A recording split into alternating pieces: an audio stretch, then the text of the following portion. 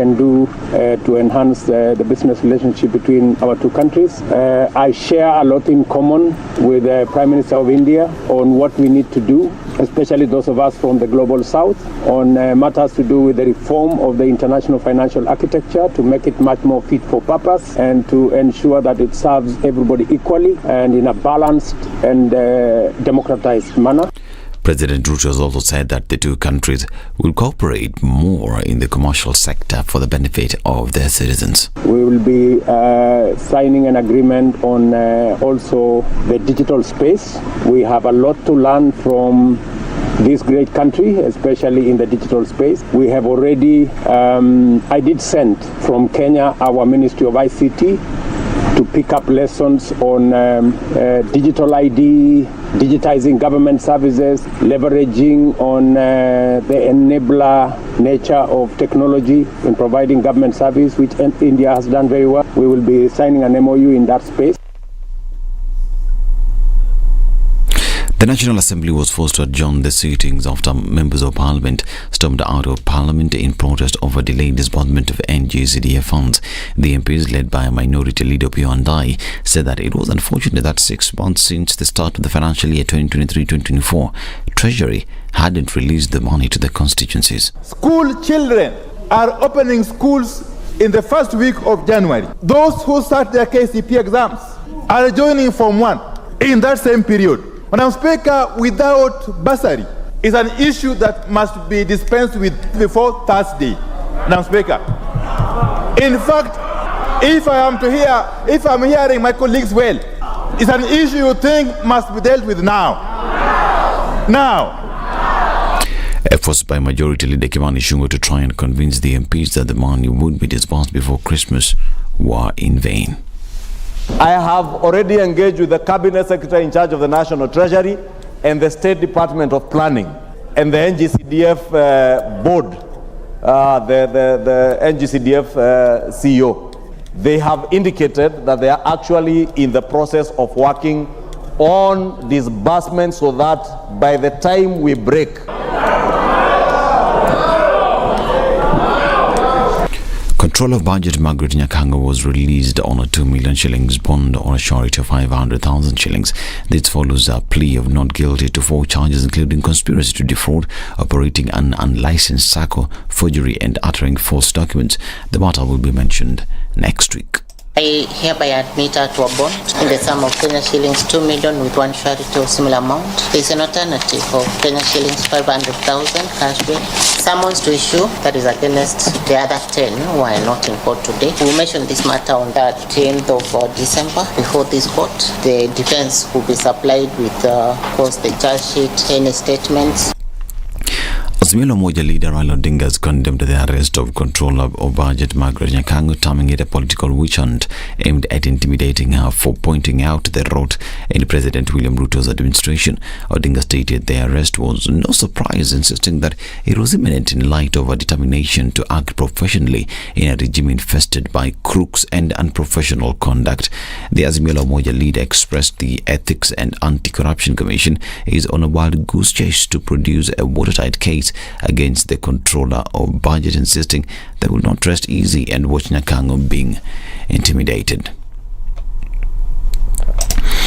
And the High Court suspended the issuance of new digital IDs and urged the government not to register persons or issue new generation IDs. Justice John Chigete, who issued the orders after certifying the matter as urgent, said that it will be mentioned on February next year. The case was filed by Katiba Institute, who raised concerns over data protection. This is Newswire. I'm Dennis Aseto. Good morning.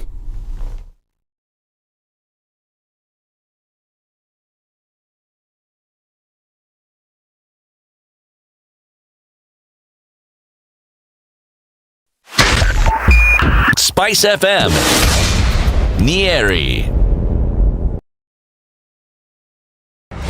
The following takes place from 6 a.m. to 10 a.m. every weekday on SpiceFM. Congratulations. You've seen the hand of the Lord. Thank you very much. I've earned another title today, this morning at SpiceFM. Mama Justice, I don't mind it. Joel in Kericho. Salama sana Heri, habari ya asubuhi. Salama bwana, mambo namna gani? Salama kabisa bro. Mambo ya Inamoi kuliendaje? Mama Inamoi, vile nilikwambia ndugu yangu, alienda asubuhi na ile gari ya kwanza. I must have missed it. So did I. Even if somebody was to render you irrelevant, there is still work you can do. Okay, sawa. I deserve to keep you accountable. You deserve to give me a report. You don't work for me. No, I don't work for you. You work for me. Do you like that Freudian slip? Lovely, isn't it? Thank you very much. The Situation Room, Kenya's biggest conversation.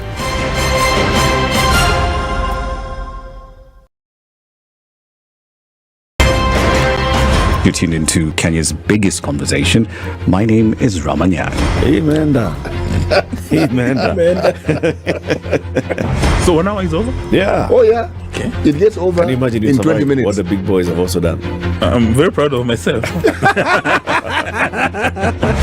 When you understand about partnership in politics, it's like the way marriage is these days. When you're looking for a wife, you're like, maybe you can help me pay for fees as I pay for the rent. Why should you have a lioness living in your bedroom? I have to tell you a story. I went for a prayer meeting, which was called for the spouses of candidates for senators and governors. And when I got to the gate, the lady who was the secretary, she refused to, she's telling me, no. Leo tunataka wa mama. Leo ni wa mama. I'm telling her, no. She said, no, sio siku yenu.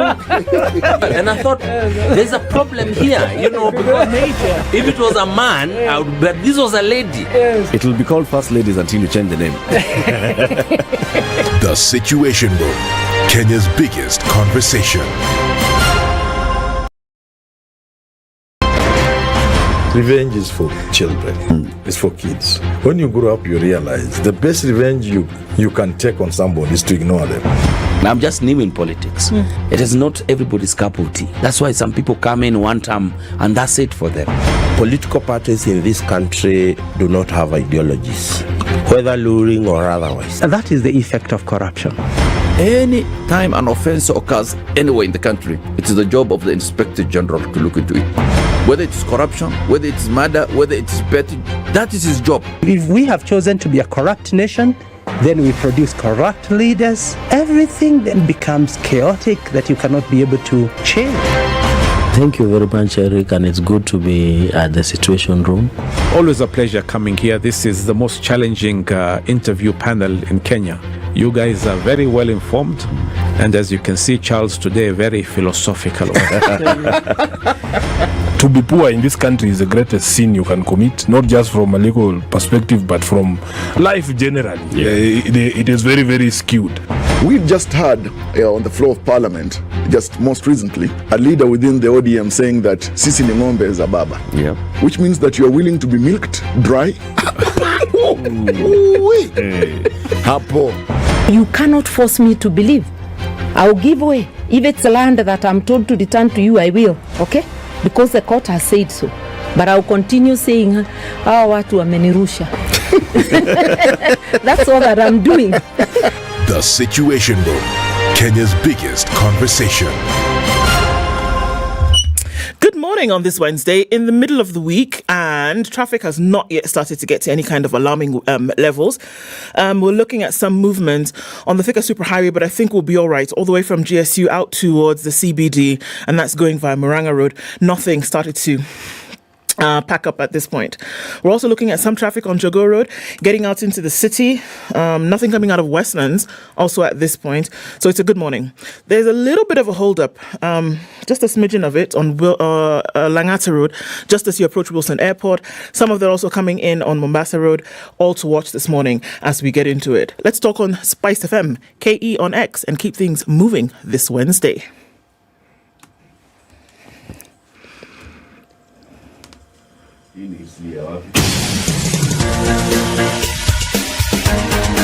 This is the Situation Room, the home of hard-hitting political commentary and penetrating insights about the state of the nation. This is a talk radio experience like no other. The Situation Room, a place for hard truths, debates, and elevated conversations. The Situation Room, witty, political, engaging, deep, controversial. In the room, we have C.T. Muga, researcher, academic, seasoned political observer, a fountain of wisdom in these politically uncertain times. Ndu Okoh, Nigerian by birth, Kenyan by choice, communications expert, Pan-Africanist, a truth seeker and believer in people power, and Eric Latiff, agent provocateur, the man in the chair, seasoned journalist, news hound, a man who believes in punching up, not down.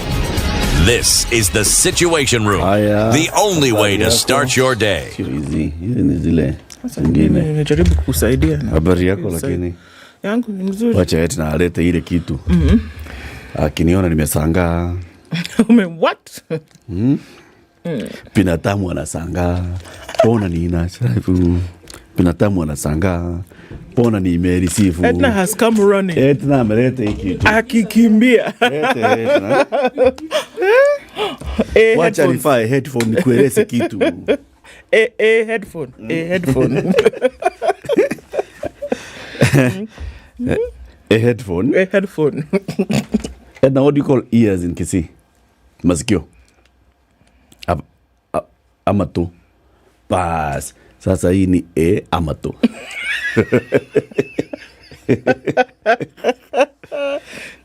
The level of your problems is serious. Korokoro ya amato. How are you? Vipi? Mimi niko salama. Shika headphones, let me Sasa umenirudisha. You have returned my gift. Sawa tu. Fine, thank you. Umerisifu? Gift nimerisifu. Very good. Very good. Habari ya leo lakini? Salama tu. Uko salama? Hey. Aich. Na wewe? Mimi niko sawa. Lakini wameanza kuingilia Wakisii. Wameanza kuingilia Wakisii. They should be very careful. Because it's not a small wahala.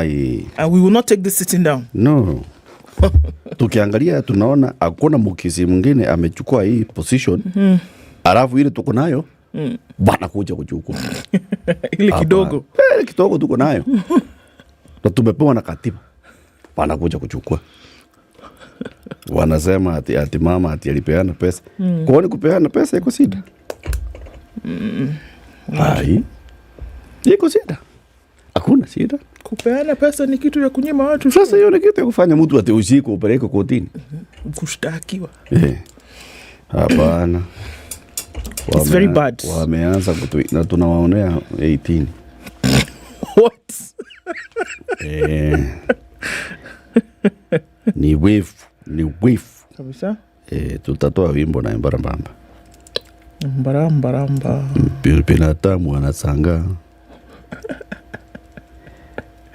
You're not all together there, right? Yeah, you are not. I agree. Corey. How's the going, lakini? Tuko salama tu. It's Wednesday. It is. Can you imagine? Already. Like that. We said we'll soon be buying hearts and flowers. Valentine's Day ndio hiyo. Hivyo bwana.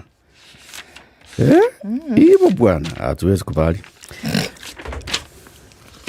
Hello everybody. City is around somewhere. In the building. What is it doing? It's coming. Ako mahali. Nakuja tu. Somewhere. Okay. On this Wednesday, when is the International Anti-Corruption Day? Yawa. Every day is a day. Search. I'll find it. Yesterday was International Day, World Day of several things. Yesterday was World Competition Day. In addition to World Competition Day, it was also World Soil Day. Soil as in mchanga. Mchanga. Yes, jana ilikuwa siku ya mchanga. World Soil Day. Si mchanga. Mchanga.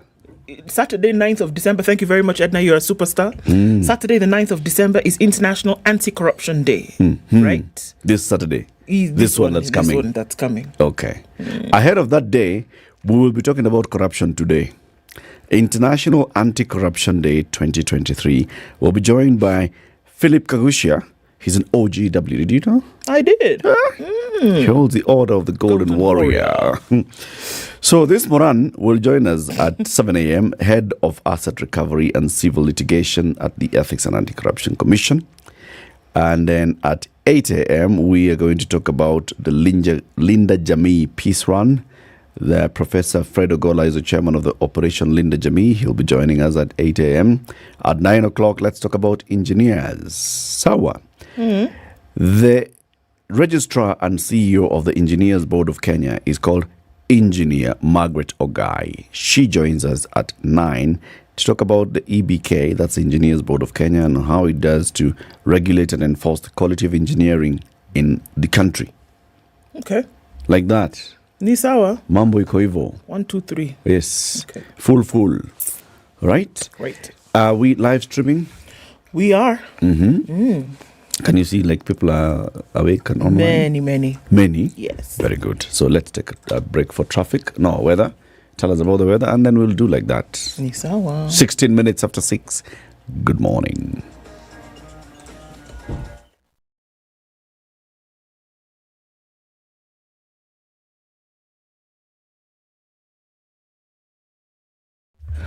Partly cloudy conditions in Nairobi this morning.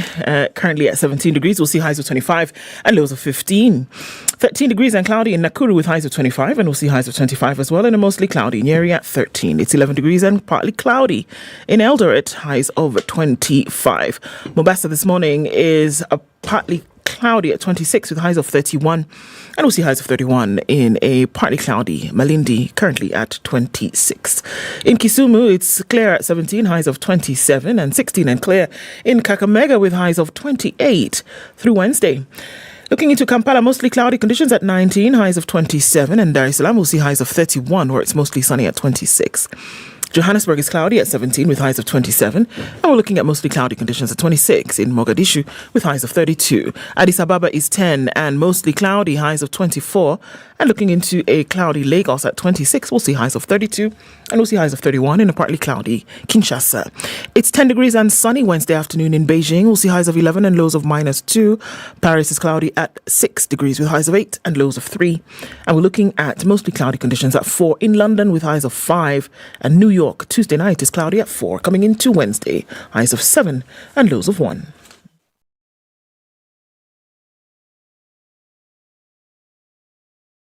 Mature, intelligent talk every morning.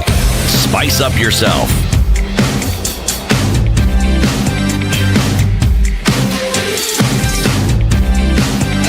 Mornings done right. 94.4 Spice FM. Morning, Eric. How are you?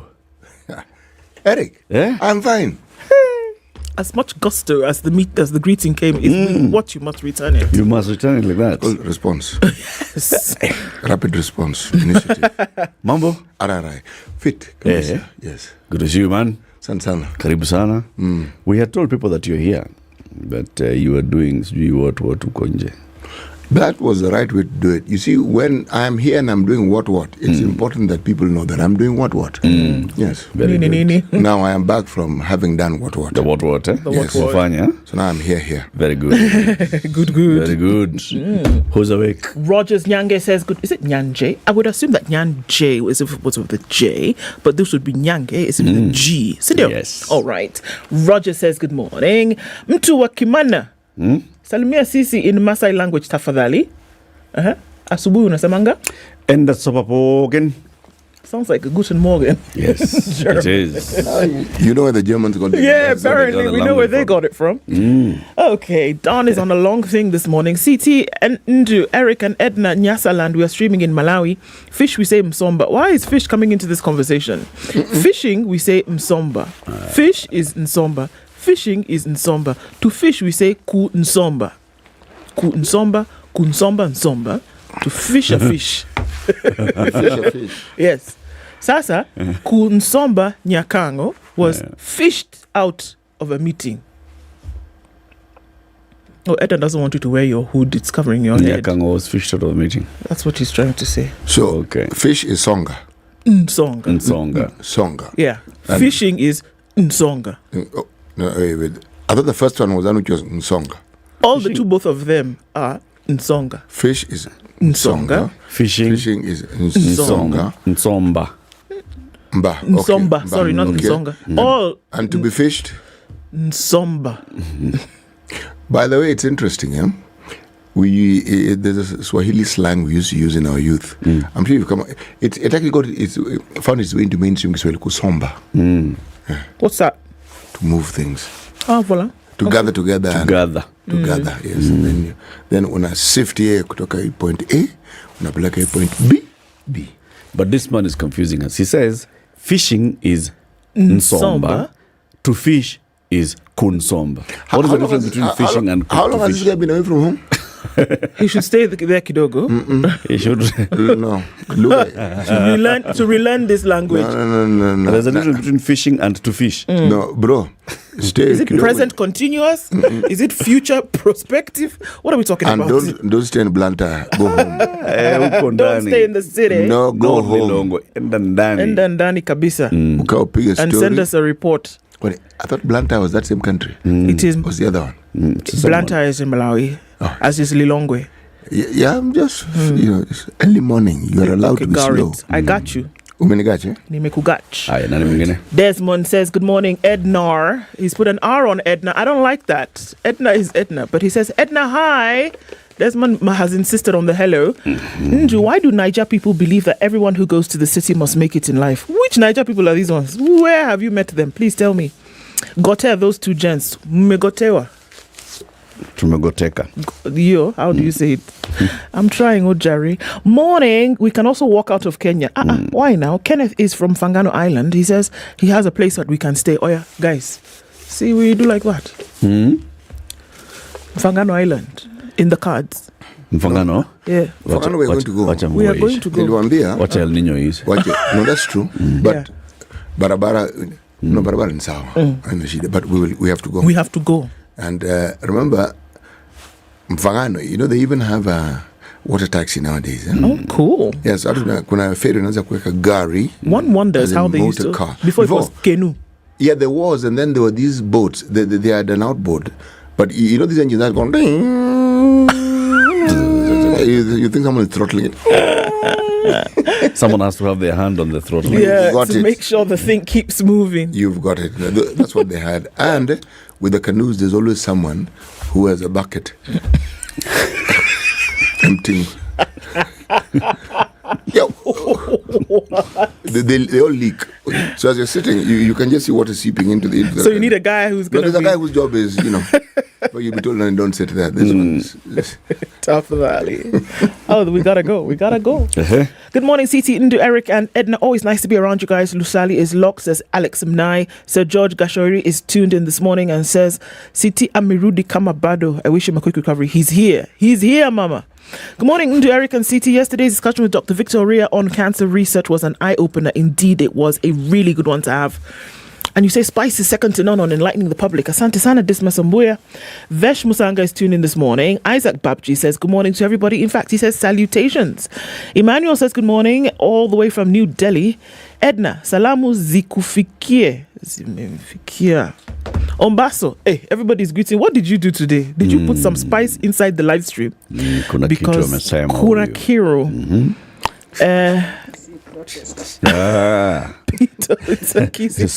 It's a solidarity. Okay. What? Everybody's calling her. Peter Ochieno says winter is coming. It's coming. Pen Yagaka says Ombaso. She has spoken another language that if I try, I will butcher it. Karanjan Jehia says good morning. Tuned in from Nanyuki, like Kipi as always. Abito the lady says today I'm home. That is Nyaraka's home. Riangombenene. Gose settlement. Do you know where that is? You know. Riangombenene Gose. Yeah. Today I'm regarding Tom. Blessed day to the Spice family. Who is Tom? And why are you regarding him? Relax. Tom is Tom. Okay. Tom Cat. Peeping Tom. I'm sure Tom has heard wherever he is, and he knows he understands that he's being greeted. Ni sawa sawa. Now, Penda Sana says Carol. Biku Shaha says tuned in from Kitale. Victor Omonde is also listening from Singapore, a land that imports water. So rain is a blessing. What? Joe Mungai is tuned in and says from Fife on a cold Tuesday night. Happy midweek. Oyaoreuru. Add some spice today, says Polycarp Omondi. Robert is tuned in. Peter Cheno is here, says Emungu Nguvu Yeti. Glad to be allowed a new day indeed. Davis Wees is tuned in this morning from Bahrain and listening. Simon Ogeto is also here, tuned in from Chicago. Hi guys, tuned in from Seattle. And Emmanuel Mutua says good morning. Jennifer Etenyi says good morning, great people. Happy to be alive today. Indeed we are. Innocent Francis, Aurori, Sean James, Kamash, tuning in from Dallas, Texas. We see you all. Thank you for joining us this morning as we get started. Karibuni. Sapsana City. Yes, please. Eritrea. We are still in the country of Eritrea. If an enemy learns your dance, he will dance in the crooked way. If an enemy learns your dance, I suppose they mean dance moves as in get down on it, get down on it, that one. If they learn your dance moves, they will dance the crooked way. Meaning that particular dance of yours, they'll say, you know, any dances like this. Then they'll do something which you know very well you do not do. Okay. Enemies of progress. Enemies of progress.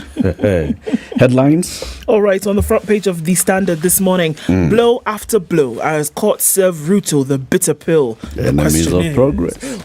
There they are. Will he swallow? Always a good thing to try, at least. The International Criminal Court gave President William Ruto the most favorable ruling in recent times, but now he is forced into reality by local courts on important decisions made by his government, which citizens feel are unconstitutional. So the case is in limbo. Housing levy said to be unconstitutional. Maisha Namba, public participation never took place. CASs out the window. Parastatal suspended until next year when the case will be heard, as in the selling of KICC. Finance Act, parts of it were said to be what? Unconstitutional. Logging in the forest said to be what? Null and void. The courts have been giving one after the other. Kaende, they said. Hawendi. Another headline, civil matter that sucked in the budget boss, Margaret Nyakango, who has been critical of the government as controller of budget, found herself in the dock over claims of operating an illegal SACCO. Okay, we'll look into that, shan't we? Kenya seeks 500 billion shillings to plant 15 billion trees. So the 1 million that people planted on tree planting day, it's part of the bigger picture. It's part of the, exactly. Okay. All right. Borrowers hit hard with high interest rates. I'm sure you look at that in the Business Daily, Eric. But it doesn't look good with the interests rising day after day.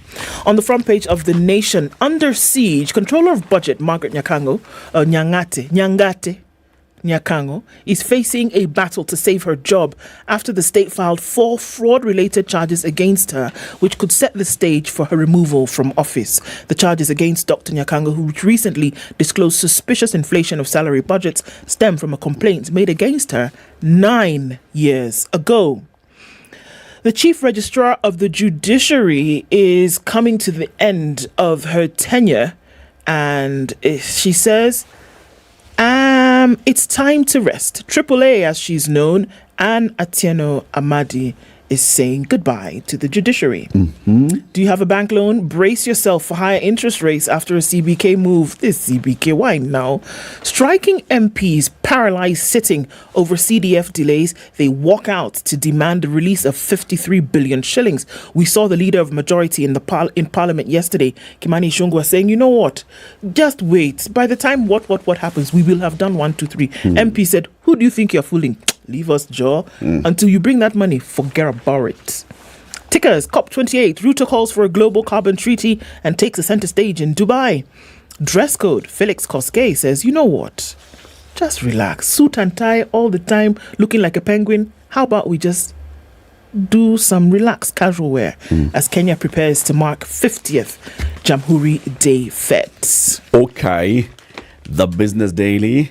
Mass default fears as the Central Bank of Kenya loan rate hits 11-year high. The Central Bank has increased the benchmark lending rate to levels last seen 11 years ago to curb inflation and support the battered shilling, elevating the risk of loan defaults for individuals and businesses. The Monetary Policy Committee of the Central Bank yesterday increased the rate to 12.5% from 10.5%. That's the highest since September 5th, 2012. When the rate was at 13%. You see, when Ruto is saying him and Kibaki's same was up? That's the kind of what's up they're talking about. See? Okay. See? The rate increase is the third in the year and the fastest since November 1st, 2011. Who was the president in 2011? 2011 was Mwai Kibaki. Okay. Yeah. Who's the president now? William Ruto. Are you seeing? Okay. Are you seeing? Mm-hmm. When the CBK surprised the market with a 5.5% points rise in the rate from 11 to 16.5%. Was it? We are comparing, Bana. Yes, apples and oranges. Yeah, no, fruits. Thuge, how former Central Bank governor bungled the Kenya shilling. That's the other. What? So, Kamau Thuge has given an interview to Julian Zamboko, and he says Dr. Patrick Njoroge, he was just messing things left, right, center, from center to... Was he now? The shilling now is just where it is because Kwisha Sisi. Because of maintaining some fictitious value for the shilling. Fictitious. Yeah.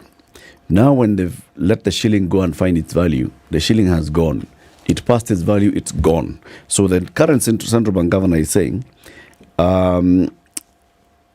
the exchange rate has depreciated more than it's required to establish an equilibrium and market-determined stable and competitive rate. And it's where we are now is a situation where there is a lot of uncertainty and foreign investors are hesitant about coming in because they are not sure on where the exchange rate will settle. I don't think they don't want to come because of the exchange rate only. No, market jitters, that is one of the variables that could feature. Remember, we were told for the longest time this Ukrainian and Russian war, problem. Then we were also told that, this Hamas, Israeli problem. Remember that one? It's the source of all the problems. It's affecting everything. Yeah. Then you shouldn't forget COVID. Okay. Well, before that was COVID. Yes, and then just when we thought we were going to be okay, El Nino. Okay? There was an understanding El Nino would go away. It didn't. Here it is. Even if what Dr. Thuge says is partially true, it can't be that every time a government official speaks, the mention of a previous office holder must come into being. These are people who studied the same things. Are you telling me there's something like 10 different schools of thought with regards to fiscal matters in managing the country's business? Because central bank is the government's banker. The basic things that flow. Yes. Yeah. These are things one-on-one that anybody who studied economics is taught. You will understand it means this. Now the details where people go and get PhDs in, that's a completely different matter. But it can't be because, all right, fine, it's Njoroge's fault. Get it. Then, so we live. So we leave it in free fall. Yeah, that's why we're now raising now to rein it. So we've seen it's dropped. So let's help it now find its place now by raising the rate. Sawa. Tell us about the star. Right. The star story in the Standard that I'm interested in, but let's talk about the star. Top right-hand corner in Till Green posts bail. Pro over arrest and prosecution of budget agency boss Nyakango. The story is on page 9. Yes, the whole country knows about this. Firebrand, who fought Moi's one-party state, Lawrence Sifuna, he exits the stage. This is Edwin Sifuna's uncle. Edwin Paul Lesana, please accept our condolences. After a decade-long service in leadership that started in the 1970s, he stepped down from active politics in 2002, settling to a quiet life in Siritanyi village. He said, this politics, enough. All right? I'm done. Teachers' health insurance hangs in the balance. Insurer, no show. MPs inquiring into the multi-billion shilling teacher medical scheme are now considering instructing Treasury to hold billions for the program until tutors' concerns are addressed. Okay? Then bang in the middle of the paper, judicial activism is what the Star calls it. Judges issue 4 orders against state in 30 days. Why is it activism? So they're just looking at the law and applying it. Courts strike at the heart of Ruto's legacy projects. Again, us in the media and our interpretation of it. The courts made a ruling, for heaven's sake. Digital IDs, sale of parastatals, housing levy amongst projects stopped. Remember the story we were talking about yesterday with regards to this young man who apparently was an initiate for circumcision, and then things went completely all right. Bonkers, Well, yes, there's a picture bang in the middle.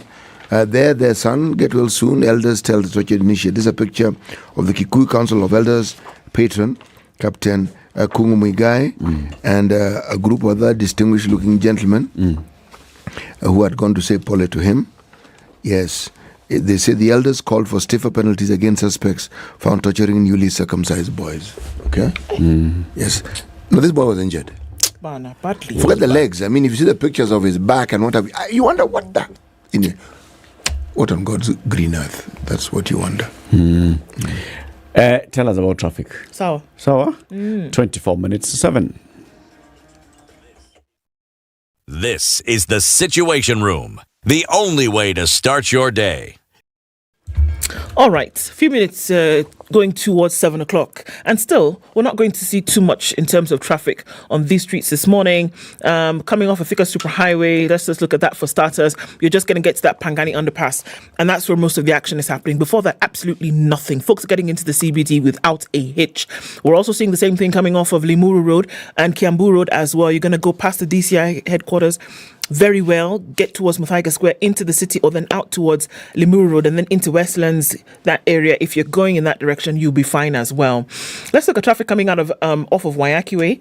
James Gishuru also looking really pliable. You get there throughout without an issue at all. Gong Road, normal morning traffic. You're going to stop at the lights every now and then, but then out towards the CBD is flowing. So maybe we haven't gotten into the thick of it just yet. Jogo Road is starting to build up as you get towards Landis. And then when you get into the city via the Kamkunji roundabout, you're going to be held up in both directions on Haile Selassie for some time. So let's watch out for that. What happens when we get closer to 7 is that we'll probably see more traffic. So if you've left, good on you. If you haven't, you have a few minutes to do so without getting stuck. Let's talk on SpiceFM KE on X.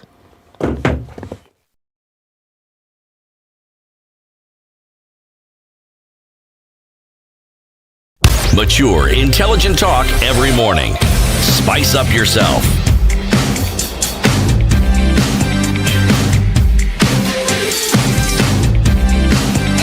Mornings done right. 94.4 Spice FM. With the story on the control of budget. Yes, the stories went crazy yesterday morning and people were saying, she's been arrested. Why? What happened? All right, so let's look at the details of it and in terms of what exactly happened. All right. Of course, it's reported across board, but let's look at the reports that the Nation has. They had a big headline of her. Charged with fraud, Nyakango faces battle for her job. The controller of budget is facing a battle to save her job after the state filed 4 fraud-related charges against her and could set the stage for her removal from office should she be found guilty. Dr. Nyakango enjoys security of tenure as provided for in the Constitution and can only be removed from office by way of a tribunal appointed by the president. The COB was yesterday charged in a Mombasa court over a complaint made against her 4 years ago. Now, was the complaint made 4 years ago? Yes. Before appointment to her current position. So that started a while ago. She was alongside 10 other people who were not in court, charged with defrauding Miss Claudia Mweni Mutungi of 29 million shillings by pretending to be running a genuine investment business, operating a SACCO without a license, and forging Miss Mutungi's signature. The charges were approved by the Office of the Director of Public Prosecutions in a letter to the Directorate of Criminal Investigations for the 30th of November. So this process started about a week ago. Dr. Nyakango, who recently rubbed the government the wrong way when she disclosed suspicious inflation of salary budgets for constitutional office holders, holds one of the independent offices created by the 2010 Constitution to act as a guardrail against profligacy on government. She is answerable to Parliament and enjoys security of tenure for a single 8-year non-renewable term. She's been in office for 4 and has just about 4 left, having taken over in 2019. So, telling us she wakes up in the morning. She's driving in a GK vehicle. We get it. Just so that you can understand who what's she is. The issue? Accusations leveled against her. The Office of the Director of Public Prosecutions has charged her and 10 others with fraud. Fraud of defrauding one Miss Claudia of 29 million shillings by way of pretending to run an investment business. That's charge number 1. Number 2, operating a SACCO without a license from the SACCO Regulatory Authority.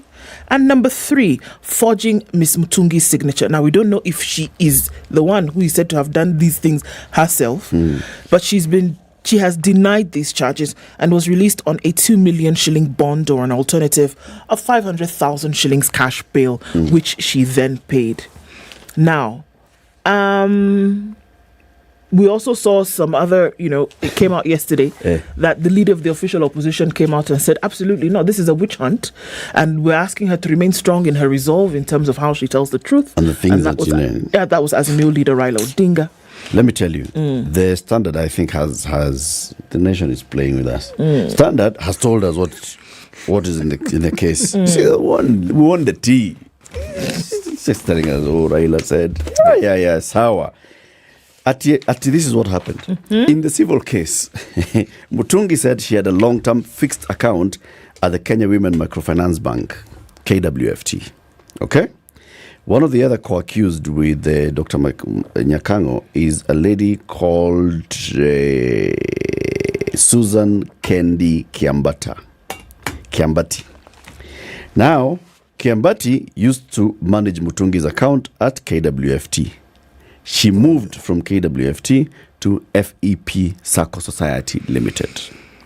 While at FEP, Mutungi claims that Kiambati persuaded her to transfer her 29 million shillings that was at KWFT to FEP, saying it offered a higher interest rate for fixed deposits.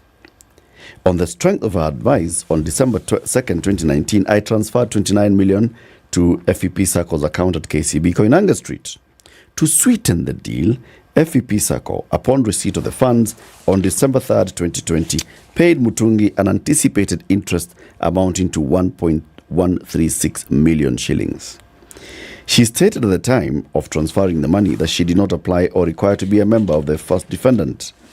Justice Njoki Mwangi quoted Mutungi in the judgment delivered in 2021. In the court proceedings, the bone of contention was whether Mutungi ever became a shareholder in FEP or was just a client who banked the money to accrue interest.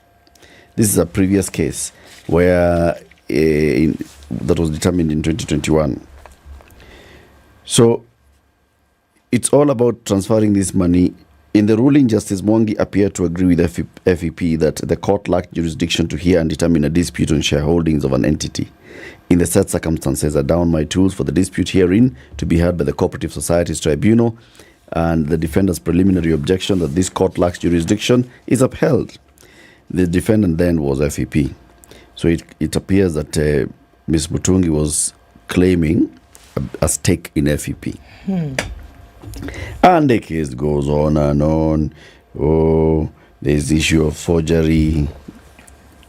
In a document in court on February 2020, Mutungi notified FEP that she needed her money to be placed in a call account for a month after its maturity on March 3rd, 2020.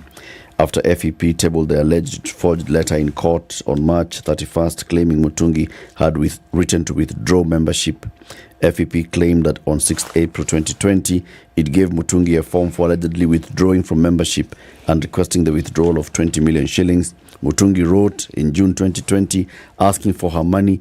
FEP replied saying this could only take effect from July 5th, 2020. In an earlier interview, before the matter went to court, Nyakango told the Standard that she was also a victim of FEP's fraud. In December 2020, a day before she was sworn in as the controller of budget, Nyakango's name appeared in the register of companies as one of the directors of FEP. She told the Standard last month that she bought shares worth 500,000 shillings almost a year before she was interviewed for the post of controller of budget. I'm a victim. I was never refunded my 500,000 shillings. This is something I tried when I was hustling, but I could not risk a well-paying job at the COB because of FEP. Yesterday, Mutungi told the Standard that she had appealed against the High Court's decision to refer the case to the tribunal. And the Standard has established that FEP and Mutungi were in talks to settle the issue out of court. Mutungi said yesterday that she was shocked by the turn of events, given the emissaries had assured to pay before the end of the week. I'm actually shocked that she was arrested and charged. This is Mutungi who's like, huh? How? What's going on? When I heard that she's being arraigned, I thought it was on a different matter because my issue was almost concluded. With her. So Mutungi is saying she doesn't have an issue with her really. With because FEP. With FEP, which she's a shareholder Yep. within, and says, we had already agreed, we said they're going to sort this issue out. Yep. So how is it that on that same issue, she's been arrested and charged? This is a matter that had been in court before, went to the High Court. Court said, no, take it to the Cooperative Societies Tribunal. FEP did not want to go to the Cooperative Societies Tribunal. They opted to deal with Ms. Mutungi one-on-one. They were getting to an agreement on the matter of Nyakango. Nyakango is like, I had bought shares into this company. I quit this thing so that I can take up this job of COB. Okay. This is just confused. Hii Kenya, hii kila mtu akona file. My friend, even if you don't have the whole skeleton, there's a bone. There's a file somewhere that says, yes. There's something. And if the file isn't there, it'll be created. Yes. So you need not worry. Eco file. You are not alone. Where? Gone are the days. Oh, here we go. When the government of the Republic of Kenya will be playing politics with court. Okay. Gone are the days. Is President Ruto in the country? No, please. No, he's in India. New Delhi. He's in India. But gone are the days. Gone are the days he's in Kenya. Yeah, but there's a strange pattern. This was raised by my Uber guy. He said, why is it that every time the president is not in the country, very strange things happen? Like? He was giving the example of this particular case. And asked him for the other. He said, he's going to write and send me. He says, no, he's noticed. When things are going south. Ruto is not real. He's not in the country. He said, me, I thought he was in Dubai. Then I've been told he's in India. So he left Dubai. I told him, actually, there are flights that leave Dubai and go to India. He came to New Delhi straight. Alikuja Kenya, akachange suit. A few minutes. He was in Kenya a few minutes. Yeah. Yep. And then someone said that it shouldn't have been stated that he's a traveling president. Because now he'll do it. How dare you accuse him of something he doesn't do? No, but now he's not doing anything out of the ordinary. He's doing what he's been doing, really. Okay, and these are state visits. So we saw him with Brother Modi. And we also saw him with the president of India. Yes, and ruler this and the other of Dubai. Of the Middle East. Real. Please, I have to tell you this story. I know City has a story, but Please, this one is doing tell me us. like, he's doing me like shit. Tell us. I know you do. Prayer warriors, you know the ones who go and intercede for people. Father, in the name of... They now went to hotel to pray. They now could not pay their bill, 371,000 shillings for prayer. So let me tell you, a pastor and his two intercessors who were arrested and detained in March, January, February, March, almost 6 months ago. More than 6 months ago. 9, thank you. After staying in an Eldoret hotel for 41 days and incurring a 371,000 shilling bill, are now appealing to 41 days, they were interceding. They were praying. Yes, please. Fire and brimstone, 41 that kind days. of heavy sweating prayer. They were not just locked up inside the hotel. They were using the hotel as accommodation. 41 days to pray. They said, after all, we said we are doing prayer. We must stay here. Now, they are begging politicians and spiritual leaders to bail them out. But they had gone to pray. Yes. CUS is a story. Oh, sorry. I apologize. I apologize. I'm listening to the story. Please, go on. Do. Pastor Alex Munyoki, 39, Gilbert Mukisa, 32, and Lillian Walukana stayed at Eldoret Goshen Hotel for 41 days, reportedly praying for what other than the country of Kenya to overcome economic challenges. According to the trio, an international missionary had promised to sponsor them by settling their hotel bill, but they are yet to be bailed out because the pastor could not reach them. Munyoki claimed that his prayer partner from the US, whom he identified as Mr. Rooney, who he had earlier met in Machakos, failed to respond to his phone calls, forcing the hotel's management to detain them. Do you understand? The guy said, you want to pray for Kenya? Okay, no problem. You're going to stay in this hotel? No wahala. Why do you need a hotel to pray? They needed seclusion. They don't live in Eldoret. They have visited Eldoret. So they said that this is the place where they can stay to do this prayer. Mr. Rooney said he was going to pay the bill. How many are they all together? Three. A pastor and his two intercessors. They were going to pray for Kenya. Right? Right. Mr. Rooney said he was going to pay the bill. After they finished praying now, where is Mr. Rooney? Cannot be found. Cannot pick his phone? Rooney, they met in Machakos? Yes, they met in Machakos. Okay. They now went to Eldoret. Did Rooney go back to Rooney the US? went back to America. Now, Brethren, please God, wild right and play with it. you don't worry about it. You just go pray and I'm going to pay the bill. After to finish praying now, they now called Mr. Rooney. The mobile subscriber that you are calling cannot be reached. That is what then now happened after that. Appearing before Senior Resident Magistrate Richard Odenyo at the Eldoret Law Court, Munyoki thanked the hotel for being patient with them. Yeah. Now, please understand, it's not that they were praying for 41 days. They had finished praying. Time to pay. The money did not come. So the guys now said, no, it's enough. You people, come and stay somewhere else. Somewhere else was where? So they stayed a few more days. Usijali, pesa inakuja. No money. Mr. Rooney cannot what? Be reached. They said now, you will no longer be our guest. You will be the guest of what? The state. The state. So come and stay here. Now, Munyoki said, I don't understand. This is embarrassing. I am a well-known pastor from Kitui County. I don't want my name to be tainted. I am in talks with the hotel to withdraw the case so that we can settle. So I appeal to well-wishers, including former Nairobi Governor Mike Sonko, to help me settle the bill. He told the court that the prayers were meant for the good of the country. So even you, court, you can understand. We were praying for Kenya. So maybe you can even let us go on ROR because it is unfortunate that the benefactor has gone missing. I plead with Sonko as a man of good heart to kindly help me, and God will continue blessing him. They were charged with obtaining credit by false pretense. The court heard that on February 15th, 2023, they incurred the debt by falsely pretending that a sponsor from the US would clear the debt. Can you imagine? They checked in at reception and said, Musijali, andika tu, Runiana. So the hearing continues today. Oh, yeah. They were in a single room with two beds. Yes. The pastor was sharing the bed with Munyoki, with Mukisa. Lily and the lady was sleeping on in the other bed. Yeah. Can you imagine? I can't. But let's just say that we shall try for the purposes of this story. You see how I had to tell you the story? Yeah. We Munyoki, piga simu. Rooney patikani. City, tell us a story. 4 HIV positive women awarded 3 million shillings each for forced sterilization. What? I beg your what? 4 HIV positive women awarded 3 million shillings each for forced sterilization. Wow, okay. We acknowledge the part of the responsibility for what happened to the women and restate, as a medical organization, our commitment to the patient-informed consent process. This is a quotation. It's being referenced to Dr. Hajir Elias, MSF project coordinator in Kenya.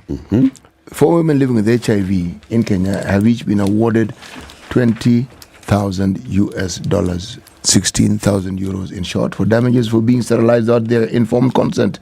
They have spoken to BBC about their experiences. The women fought a 9-year legal battle, and their names, which have been changed to protect their identities, were not revealed during the case in the High Court. It has ruined my life, Panda told BBC about the surgery she underwent shortly after having twins at the state-owned Pumwani Maternity Hospital in the capital of city, Nairobi. The procedure is called BTL, bilateral tubal ligation. I was about to say litigation. Okay, where a woman's fallopian tubes are cut, tied, burnt, clipped, or partly removed, preventing future pregnancies. Hey, you know. So it was without their consent. Yes.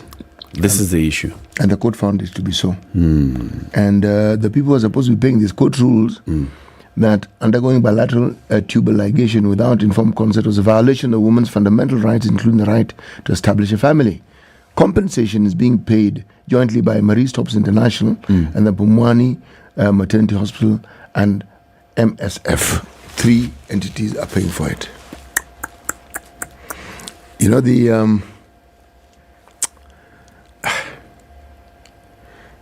this issue of consent is what underpins the discussion we have in this country about public participation. Because when the public participates and they say, we agree with the way forward, they're actually consenting and saying, this is okay.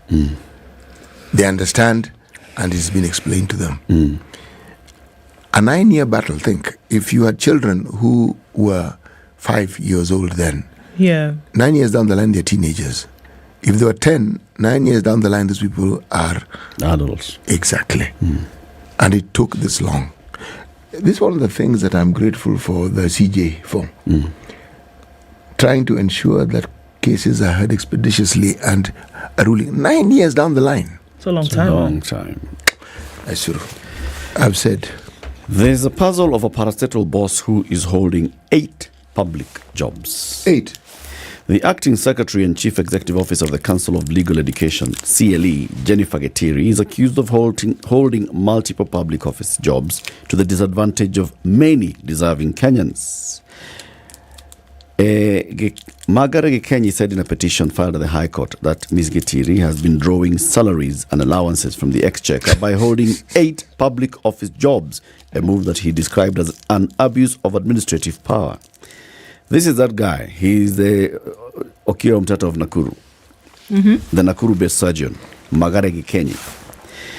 The surgeon pointed out that Ms. Getiri is the Deputy Director for Asset Recovery Agency. Okay. So first of all, she is the CEO of the Council for Legal Education. Number 2, she is Deputy Director for Asset Recovery Agency, Corporate Secretary at the same agency, Acting CEO of the Council for Legal Education, and also sits on several boards as a representative of the Attorney General. The boards she allegedly sits in include the Kenya Law Reporting, the Kenya Revenue Authority, Witness Protection Agency, and also the Victim Protection Agency, representing Attorney General Justin Muturi.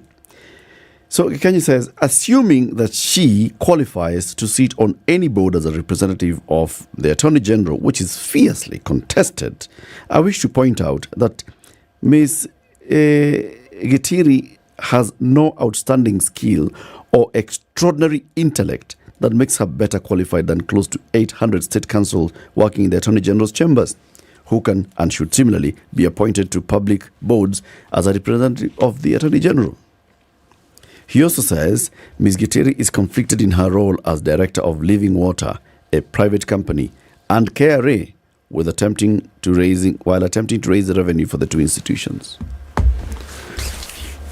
From their foregoing, this action of the respondents will lead to inter alia loss of public confidence and outright abuse of administrative power to the detriment of many other Kenyans. So basically, she's a state council. Now, by being state council, she sits as a representative as an alternate for the Attorney General in these boards. She's also now the acting CEO for CLE. She is the corporate secretary for the Asset Recovery Agency. Bwana Daktari is saying, but there are many other state council. Why must she be the one who holds all these other places? Yeah. And then the other people also who would qualify for those positions, why not give it to them? Why give all of these to one person? To one. Why? I would also ask the same question. So he's saying, Apana, distribute this thing. The other people. Yeah. Quickly? Yes. New health law will change fees and referrals. How the new health laws will change fees and referrals. So really quickly looking into that, the government has proposed tough new measures to address numerous corruption reports involving inflated hospital bills and fictitious statements as the National Health Insurer transitions to a proposed social health authority. Some of the conversations that we had last week. So we're looking at a situation whereby they're saying they're going to put certain tightening measures in place to make sure that, the money that's meant for the fund and making sure that health is actually served goes to where it's supposed to go. Although we're looking at how that was suspended, they're saying that we're going to make sure that all the loopholes have been tightened. Where NHIF was previously dogged with corruption, we're saying we're going to a new place in the future. We will not have those problems anymore. Yeah, we're headed there. Okay. Neza sawa. Keep it here for more conversations coming up in the next hour. We will be speaking to the Ethics and Anti-Corruption Commission ahead of commemorating World Anti-Corruption Day on the 9th of December. Good morning. 7 a.m.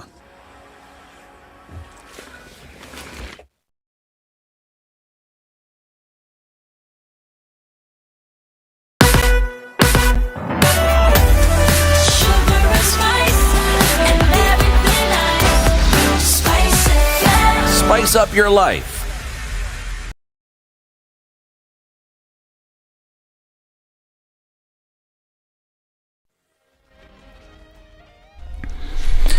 Good morning, this is Newswire. I'm Dennis Aseto.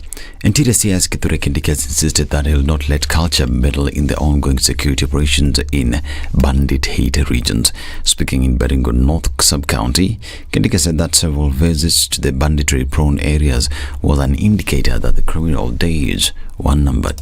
Tulianza hii kazi Februari mwaka huu, imepita kama 10 months, na shida ambaye imeumiza wananchi miaka 50 haiwezi kuisha na mwaka mmoja, lakini nataka niwahakikishie tutafanya vyovyote vile kuangamiza hii mambo ya wizi wa ng'ombe. We will defeat them. Ndio unatuona hapa mara kwa mara. Ile kiburi walikuwa nayo wakati tulikuwa tunaanza imepungua kiasi. Wanapimia saa hii hivi, wanapiga kona wanaenda. Na mimi nataka niwahakikishie hatutaachilia ile jambo mpaka tulifikishe mwisho. Ndio umeniona hapa mara kwa mara. A go-slow is today expected in Parliament after legislators raised concerns over the delay in the disbursement of NGCDF funds. The MPs unanimously agreed that the delay in the allocation is affecting the activities in the grassroots. The issue was raised by Parliament by the majority leader in the National Assembly, P&I, and emphasized by his majority counterpart, Kimani Ichung'wah. We are now in the 6th month of the financial year 2023-2024. As we speak, Madam Speaker, since this House appropriated funds to the NGCDF board for disbursement to respective NGCDF committees, not a single cent has hit the accounts, the bank accounts of the NGCDF committees. And that on NGCDF we cannot afford to compromise, not for the benefit of members of parliament. And we must never make it look to the world like members of parliament have an interest in NGCDF. We only have the interest of the people who sent us here to represent them. The MP supported the issue, vowing not to attend sessions if the money is not sent. It should be noted that Parliament is expected to take a long Christmas holiday, while the MPs are insisting that the money should be sent by tomorrow. The El Nino deaths have risen to 160 after 6 more people died. Government spokesperson Isaac Moura says they've set up 9 more camps to accommodate over 105,000 households who have been displaced. Moura also says that a cholera outbreak has been reported in Lamu County, where 3 people died out of 105 affected individuals. The High Court has suspended the issuance of new digital IDs and urged the government not to register persons or issue new generation IDs. Justice John Chigeti, who issued the orders after certifying the matter's agent, said that it will be mentioned on February next year. The case was filed by Katiba Institute, who raised the concerns over data protection. Migori police have launched a manhunt for a father who escaped after allegedly beating his daughter to death for spending a night at her boyfriend's place.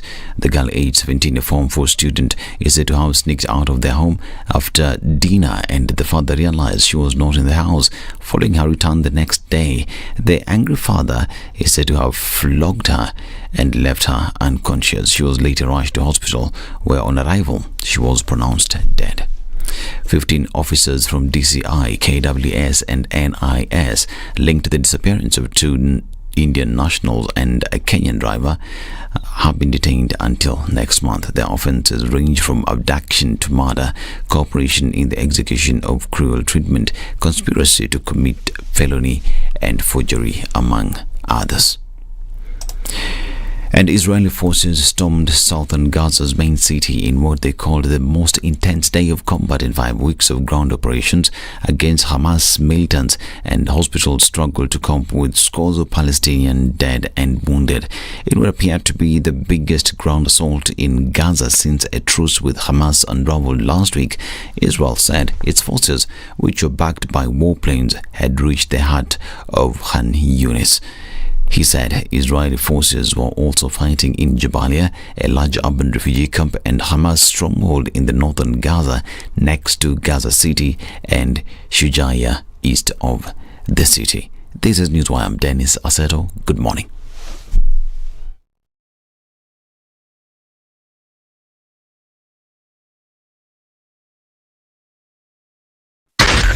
SpiceFM, Nakuru. All right, so earlier on, not much happening on the Thika Superhighway. We'll see that building up as you get towards Pangani at the underpass and then out into the CBD, but still nothing to be too shaken up about. Inbound on Outer Ring, then now wanting to connect with the Thika Superhighways where we'll see some movement. It's also busy on Kiambu Road. As you get towards Muthaiga Square. Gong Road looks good, so not to worry about that. Lower Kabete then coming in towards Spring Valley is also looking pretty good. Coming out of Kitisuru through towards Gigiri, Figiri, all those happy places, not much happening. Gong Road is busy. We're looking at in and outbound traffic as you approach the city mortuary roundabout, and Uhuru Highway is going to be busy from the incoming traffic from Mombasa Road. Also, let's look at Cabanas going towards North Airport Road, and then we see incoming traffic or oncoming traffic from the Eastern Bypass. So that's going to busy up things just a little bit, but Wednesday morning doesn't look too crazy for now. We're going to keep an eye on things and see how it progresses as we get into traffic hour in about half hour. So in the meantime, do talk to us. Tell us what's going on where you are. Trying to keep things moving this morning. SpiceFM, KE on X.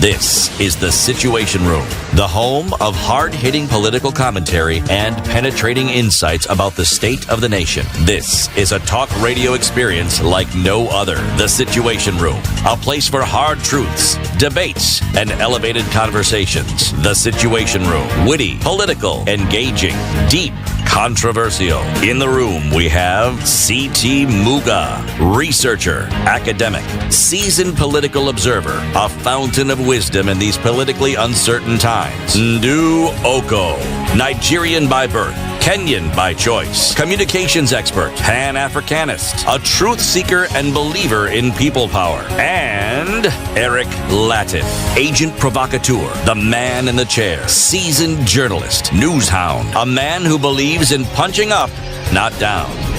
This is the Situation Room. After 7, good morning. Welcome to the second hour of the Situation Room on the 6th day of December 2023. So we've been telling people about this new development that's coming up in Salga, right? City? Senior? We have. Yes, it's in Salga. You left Nakuru. You spent a part of your life in Nakuru. Oh, I grew up in Nakuru. I grew up in Nakuru. I actually went to a school called St. Xavier's Primary School. When I joined, it was called Goan Institute. And the only 3 Africans in that school. I was one of the 3 Africans. You're an African? I'm not an African. You were? Even I was an African then. Even now. But I've decided to continue being an African. Well done. So I'm still an African. Yes. Anyway. You leave Nakuru, you know. Nasikia mtu amesema mimi na deep state same WhatsApp. Yep. We're going, okay? Straight. People think it's just Teramko. No, it's slight incline. Just as you take a corner before you start embarking on a fairly steep climb on your way to Kericho. On your right, there like a road, tarmac. 300 meters along that road, you'll come across a gate. Now, that gate, delightful gate. Okay, Eric? It's called Delight Nakuru. A new development that's coming up there. It's being sold by Username Properties. They're saying, please come and buy and build your next home. Could be a third, fourth home, first home, second, whatever. Just build a home. And we're building a community here at Delight in Nakuru. 20 minutes from Nakuru town. It's in Salga, like City has said. What you need to do is just think about this price. 799,000 shillings for an eighth of an acre. And if you're among the first 50, 750K. I think they've already passed the first 50. So just go and talk to them. They could be extending this to the next 50. The second 50, 750,000 shillings. What you need to do is think about a deposit, 80,000 shillings. Clear the balance in 30 days. But you can still talk. Kama hii mambo ya kuongea. Mambo ni kuongea hii ni Kenya. You can still talk and have a 12-month repayment period. Our next guest also grew up in Nakuru.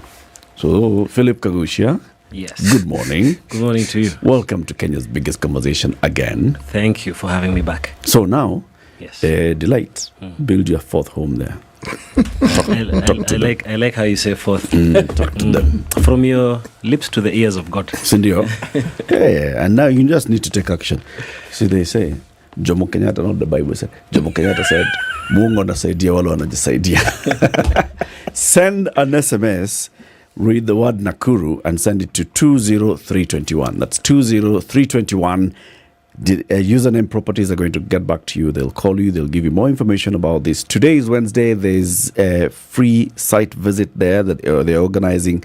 Vehicles are leaving Kencom right now. Or if you'll be in Nakuru, wait at the West Side Mall. They'll pick you up at 8:30 to go there for the site visits. Philip Kagushia is the boss at the Ethics and Anti-Corruption Commission, one of the bosses. We've had the chairman, we've had the CEO. Philip Kagushia, we've had him here before. He's the head of asset recovery and civil litigation at the EACC. He's here today ahead of the International Anti-Corruption Day 2023 that will be commemorated on the 9th of December, like it always does. But first, here's the day's proverb. This week's proverbs are from Eritrea. Yes. If an enemy learns your dance, he will dance it in the crooked way. If an enemy learns your dance, he will dance it in a crooked way. Philip. He'll subvert it. Wow.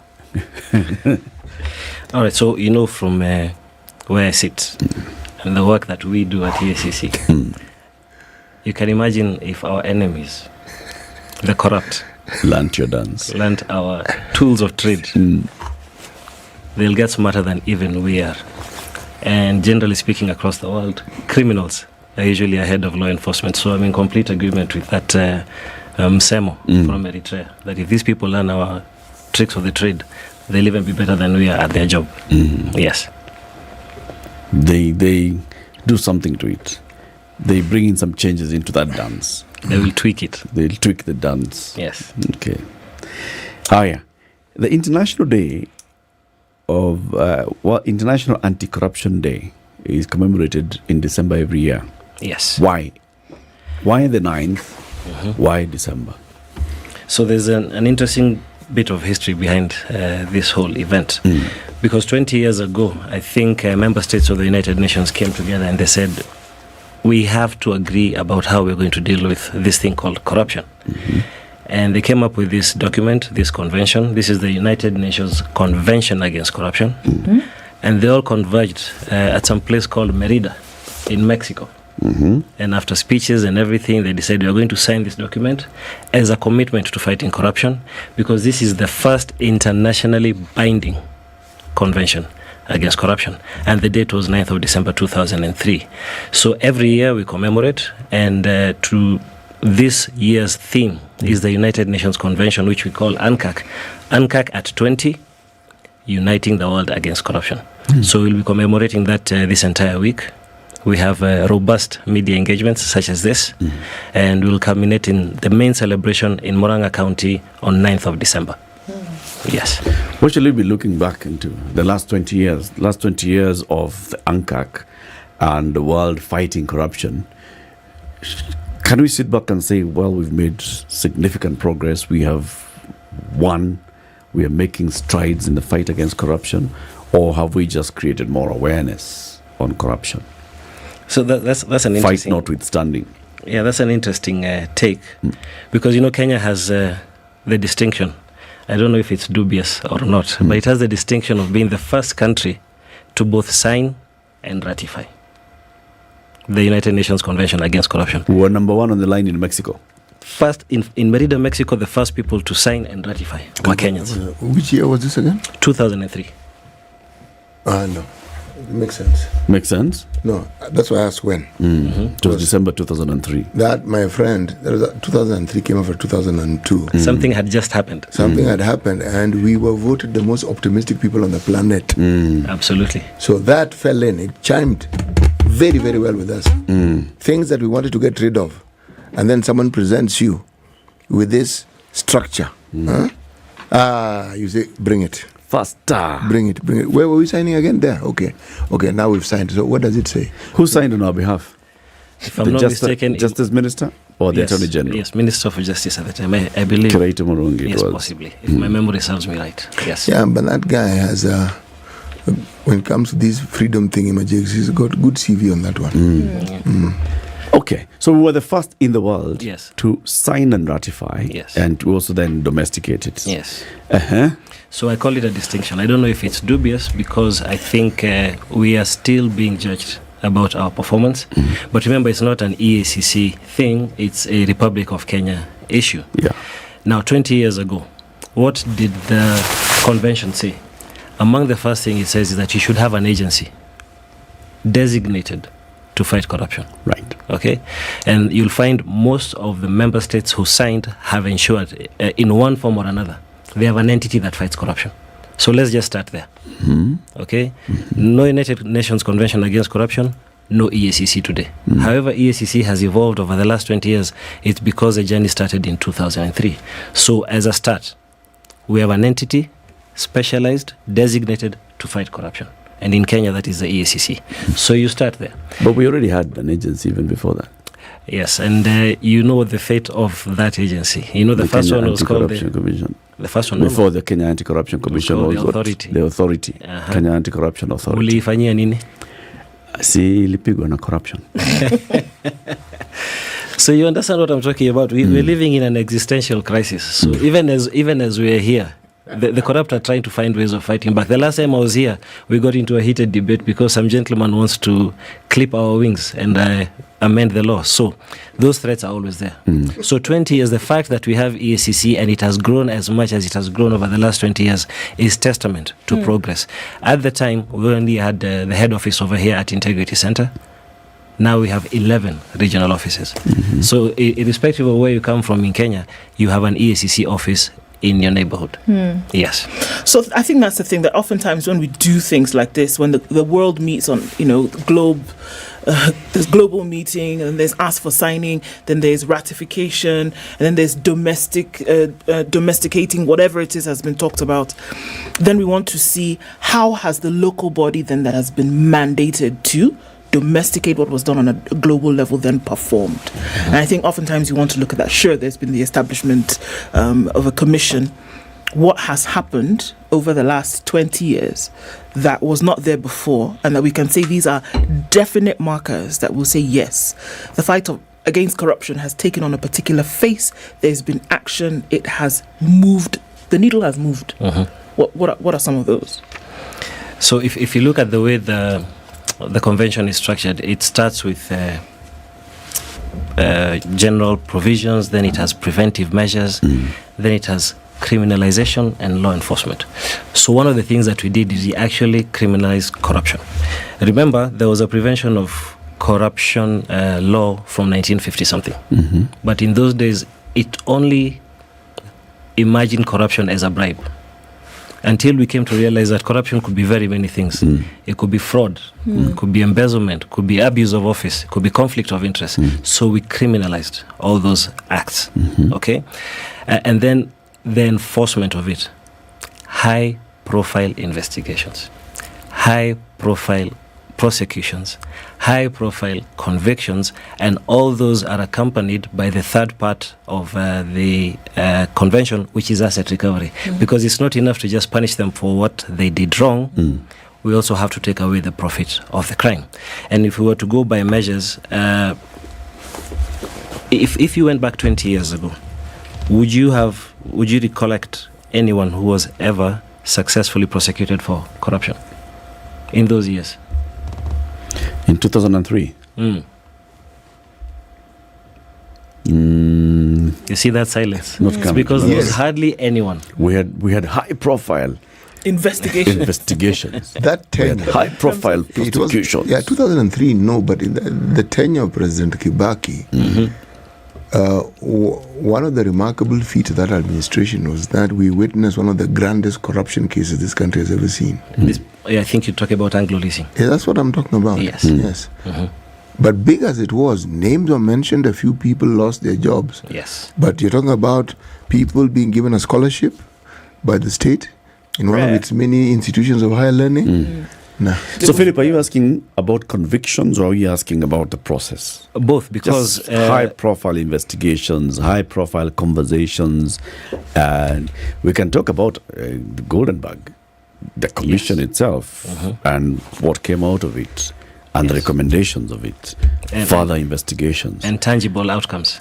Now, that's the point. Exactly. And I think that's what Ndu was talking about when she was asking about pushing the needle.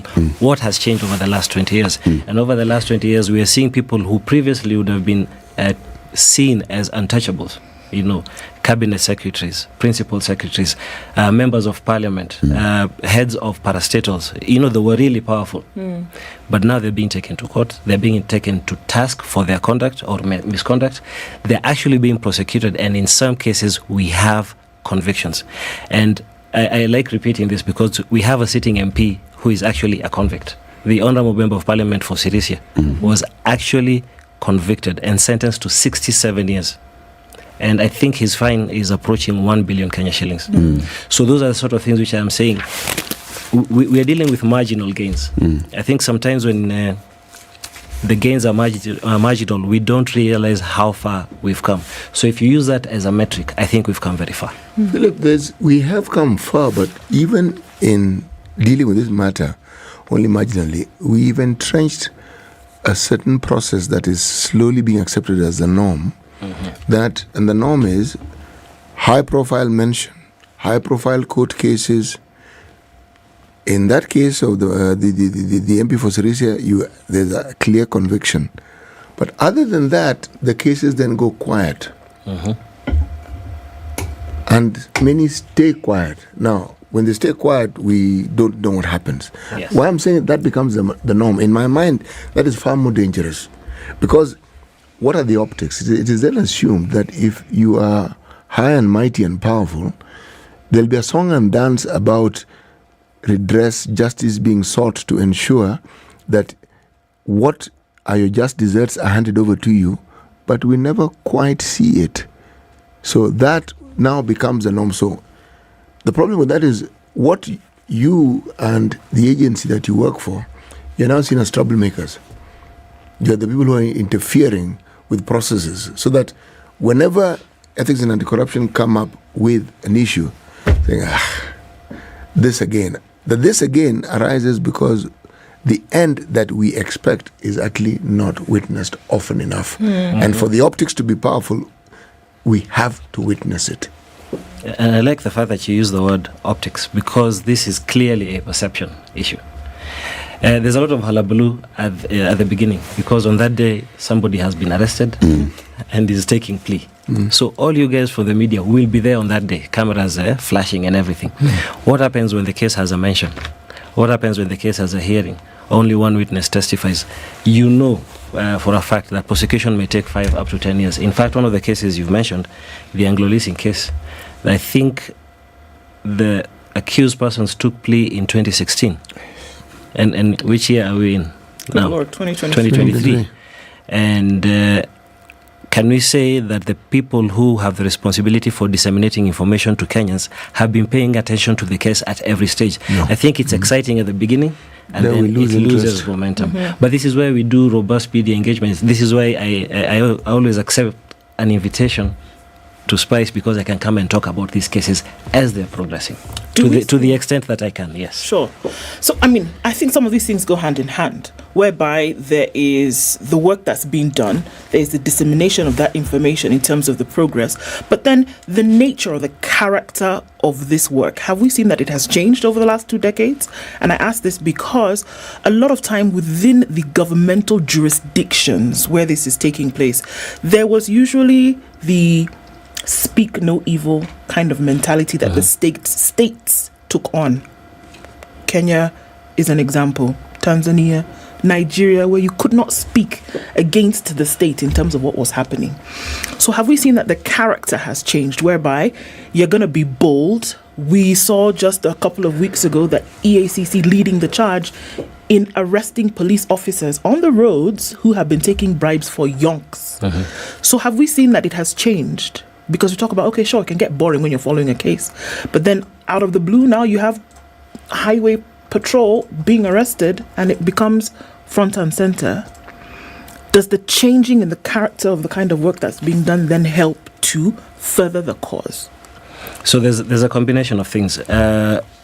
Because we cannot attribute it solely to the efforts of the ACC. Remember, it was a KACC before the new constitution. And the constitution, I call it new, but it was Constitution 2010. So now it's 13 years. But that constitution was a game changer.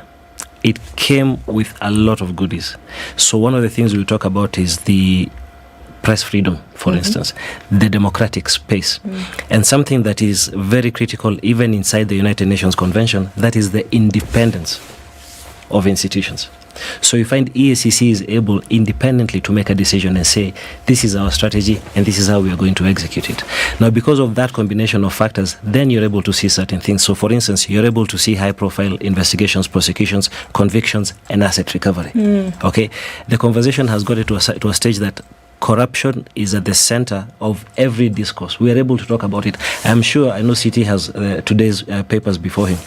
I don't think there's any paper before page 2 doesn't have a corruption story. And now the issue is this, is either there's more corruption or do we have more space to talk about it? And I think it's the latter, that we have greater space to discuss corruption. Is there still a coddling of high-profile individuals because of the last thing that you mentioned, asset recovery, whereby it was, look, the general population would pay for the blood of high-profile people who are charged with or allegedly taking funds that could be used for 1, 2, 3, and that's just one aspect of corruption, like you say. But do we still see a coddling of high-profile individuals whereby, all right, so you did this, but rather than us send you to the slammer, how about we say just return the money and take a slap on the wrist and we'll be all right? Well, that's not exactly how it works. There's two things running parallel. You have a criminal prosecution on one hand and a civil suit for the recovery of proceeds of corruption. So those are two separate paths. So it's not that because you return the money automatically you'll end up in a criminal you're not absolved from the criminal conviction. You may use this argument that I have returned as a mitigating factor in your criminal case, but they're not necessarily connected. So there's no really coddling. And then think about it. If you got these high-profile individuals who we call PEPs, politically exposed persons, because of their profile, if you get them to a situation where they're actually contemplating returning what they stole. You know, we used to have expressions like, kwani ni ya mama yako, I have taken it, what are you going to do about it? But now people are like, okay, hang on, I realize I've made a mistake. Supposing I return this, in what direction will this conversation go? Okay, and it's progress. And again, let me use the example of the more advanced jurisdictions. The reason they have extremely high conviction rates is because of the quality of investigations, and they push these people to a situation where the accused person says, I'll take a plea deal. Instead of going in for 10 years, I'll do 2 years, or I'll have a suspended sentence. So that is where we're headed. Remember, we're on a journey. We've only done this for 20 years. Imagine where we could be, because some of those jurisdictions have been democracies for hundreds of years. Right. Yes. Let's take a break, and then we continue shortly. Ndu, please tell Philip about flying. I know you're thinking about your next holiday, He's Philip. a public officer. Tell him about economy. Don't tell him business. Yeah, you're not allowed to fly business. Not on our dime. Sorry. You know, if it were, then, you know, perhaps we'd be talking about But it's that. holiday. He makes money. Tell him about it. So your next holiday is business. coming up. And Emirates says, look, one of the fantastic things about flying is that you can think about the food, right? And you're a foodie. Absolutely. There you go. So wouldn't it be great if you could taste your destination before you actually got there? So you get onto Emirates and you can dine on gourmet meals that have inspired by the regional cuisine of where you're going. And what better way to start your holiday than with your choice of free-flowing drinks? And of course, you can expect world-class service along every step of your journey with Emirates award-winning cabin crew. So wherever you decide to fly, whatever food you're going to indulge in when you get there, fly better on Emirates. This is the Situation Room, the only way to start your day.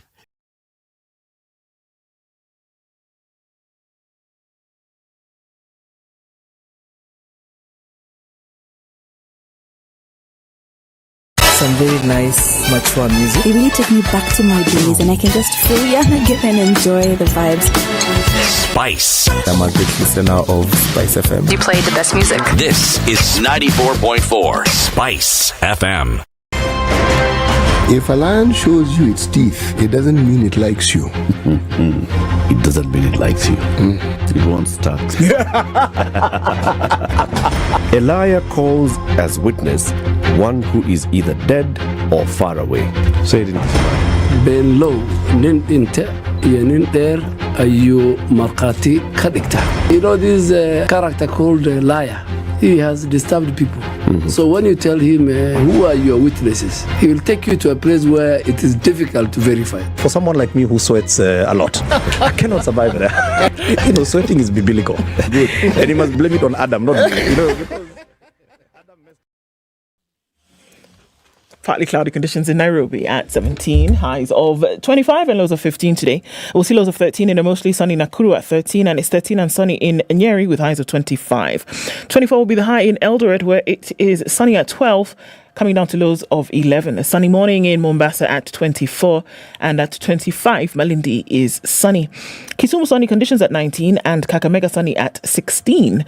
We're looking into a cloudy Kampala at 20, going to highs of 27, and at 27, it's sunny in Dar es Salaam with highs of 31. 17 and partly sunny in Johannesburg with highs of 27, and Mogadishu is sunny at 27, Addis Ababa sunny at 12, with partly cloudy conditions at 26 in Lagos, and it's cloudy at 23 in Kinshasa.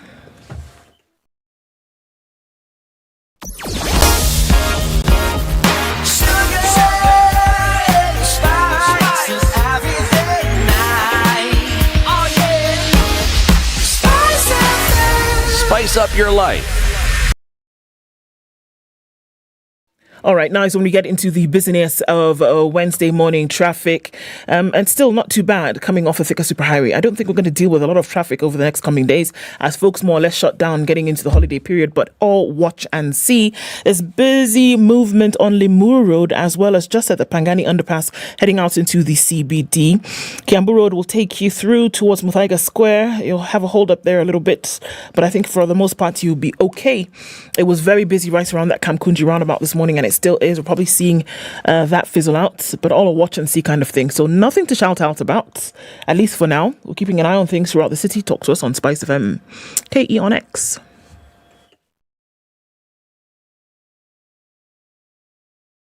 Are you ready? Okay. Spice FM. Mature, intelligent talk every morning. Spice up yourself.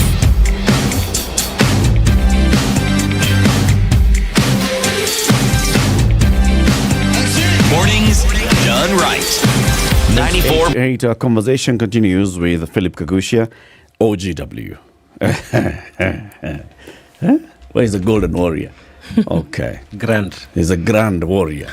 Grand warrior. Sawa. The warrior is the head of asset recovery and civil litigation at the Ethics and Anti-Corruption Commission. We are talking about 20 years of the UN Convention Against Corruption. It was signed 20 years ago on the 9th of December 2003.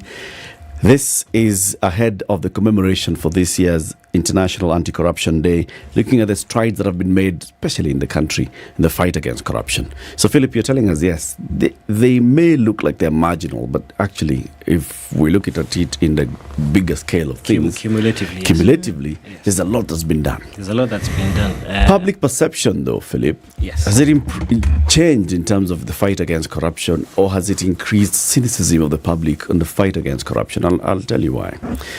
You've mentioned, the big arrests, the big prosecutions that commence, and not so many big sentencing and jail terms imposed on people.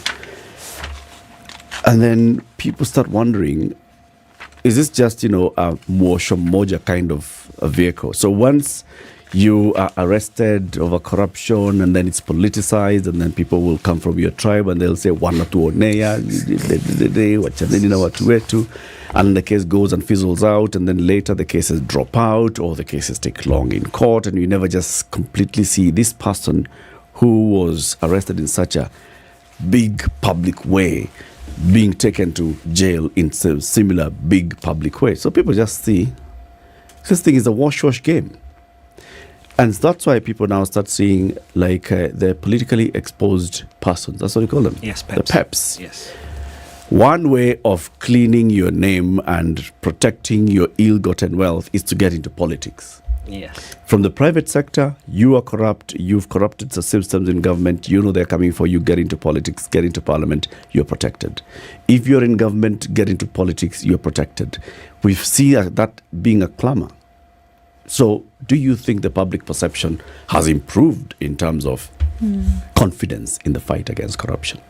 Well, that's interesting because you may have noticed an elevated level of engagement with the media generally. Okay, that is why we are always accessible to the fourth estate when they want information and when they need somebody to come and talk about corruption. I used to spend quite a bit of time in the comment section. And if you want to go into therapy for mental health, read the comments. But the truth is, the comments were overtly hostile at the beginning.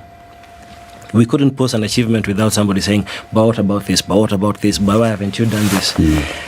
And it was almost 90% negative. I would challenge you to go into your phone and look at ESCC on X. For sure, there'll always be a negative comment. But the percentage, it's changing. So whereas it will be 90% negative, right now we're about 50% because there are people who are beginning to understand exactly what we are doing and the enormity of the task. And why are we understanding it better, Philip? It is because we are actually delivering their results. Not delivering only, you are talking about it. Yes. So people know. If you do it and we don't know, as far as we're concerned, it's never happened. Yes. But there's something else. You see, for me, even this conversation that we are having at this point in time and in the public, there's nothing that, in my mind, shows the great strides we've made. That one can actually speak. Before you speak, and you know for sure you'll be picked up. For sure. Go ahead, say it, but you'll be picked up. Now, there's a generation that have never experienced that. They actually don't know that is what used to happen. CT, there are people who are voters who were born when there was multi-partyism in Kenya. Yes. And they are 30. Yes. They are 30 today. They don't know that there was a different ecosystem before. They don't. And also, when you see court rulings, there was a time when it was really an anomaly when there was a judgment that seemed to go against the government. Yes. Now it's not an anomaly. Have you seen the recent ones that have come from the Anti-Corruption Economic Crimes Division, where we, even including the ESCC, and we get some criticism if we made a mistake. The question is, how do you treat the criticism? Do you feel bad about it or do you improve? You learn from it. Absolutely. Public perception, again. Yes, back to perception. Big corruption cases. Yes. So we'll start with, there's Goldenberg, there's Anglo Leasing, there's NYS 1, NYS 2, there's KEMSA, there's Maize. There's Aurora, there's Kimwarere. Yeah. How many people are in jail from any of these big corruption cases? So, the responsibility for adjudication really doesn't lie with the EACC because the most we can do is present the facts. And the prosecutor will prosecute the case to the best of his or her ability. The independent fact finder might be the one to say, well, I don't think you have met the threshold. We may agree, we may disagree. And in many occasions, we are actually appealing those decisions. But the truth of the matter is, there are quite a number of convictions. I think what people are looking for is that one huge high-profile conviction. But then again, I say, will that really address corruption or will it assuage your perception? Because sometimes that is where the problem is. Both. You have a feeling that this person is corrupted. If this person, I'm sorry, I'm not... I don't mean city, I'm just... No, feel free. Just it's a perception issue. Yes, that unless city can control your perception of it. Yes, exactly. I don't know what it is you know, but I want to assure you. There's this feeling that unless CT is put away for 20 years, then there is no genuine fight against corruption, which is not the truth. But it's perception. And perception also there's the local perception at domestic level. But remember, the metric that is used to assess the fight against corruption is an international metric. So there's a local, the domestic one, where our fellow Kenyans maybe feel we're not doing enough. But if you look outside and you use the Transparency International Corruption Perception Index over the last 5 years, because remember, it's still a perception index. 2018, we were positioned, I think, 144 out of 180. 144 out of 144 out of 180. Is 180 good? 180 is worst perception. Okay. 180 is maybe North Korea. I don't know. So 180 is worst perception. Yes. Okay. Okay, lowest score. Okay. But in 2018, so when, at 144, in 2019, we moved up to 137. Okay. In 2020, we moved up to 123rd. In 2021, we slipped back to 130. But in the last assessment, which is 2022, we are now back up to 122. So this 122 out of 180 is the highest we've ever been. Who are we paying? Or not paying? Who have we spoken to? Yeah. What sets, and I think it's interesting, because then what sets the parameters then for this kinds of, for this particular framework? And who is the one who decides that this is what we're going to use and this is what we're going to check based on? Because if we look at what the globe is saying in terms of perceptions when it comes to the fight against corruption and how you've done this over the years, then what does it speak to agencies who are working on corruption in the country? And it could be a DCI, it could be EACC, the police, all of these individuals. When you say that a country has dropped a certain number of places, does that mean that the fight against corruption then has waned? Or are we saying that there are people who are becoming more emboldened when it comes to participating in corruption? Let me preface that by saying that the perception index is really, it's critiqued by scholars because it is a perception index, which means it depends on who you ask.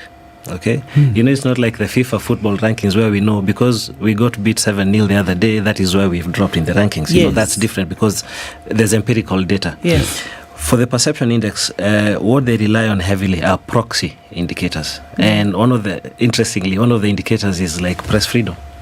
Okay? Because the ability of the media to talk about corruption is a contributor to the fight against corruption.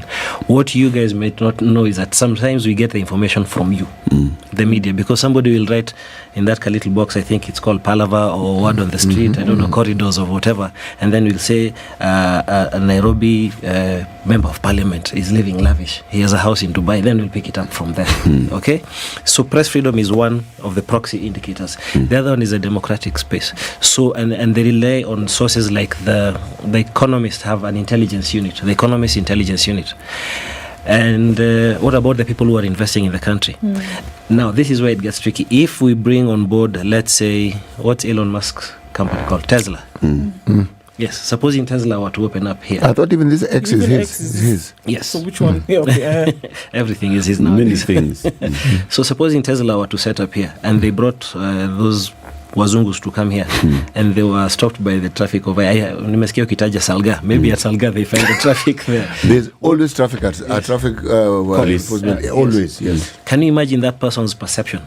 They have never been asked for a bribe for 50 years of their existence, and they come to Kenya and at JKI, as they are coming in with their suitcases, they are being told to unpack everything. So that perception might be negative. So you have to be very careful. But notwithstanding all those qualifiers I've given about the perception index, we are still going up on that metric. Yes. It's still changing. It's improving, not just changing. It's improving. Yes. But I still want to come back onto this one. You see, when people see the big corruption cases, big corruption involves big influential persons in society. And if those big influential persons in society, like City keeps saying, the leadership matters. If the perception is that the leader or the big people in society can walk away and get away scot-free, then there's nothing that will come and tell the people at the bottom about corruption. So that's why I said we have Golden Bug, we have Anglo Leasing, we have NYS1, we have NYS2, we have KEMSA, we have all these other corruption cases that have taken place. Now we have fertilizer, we have, edible oil, we have...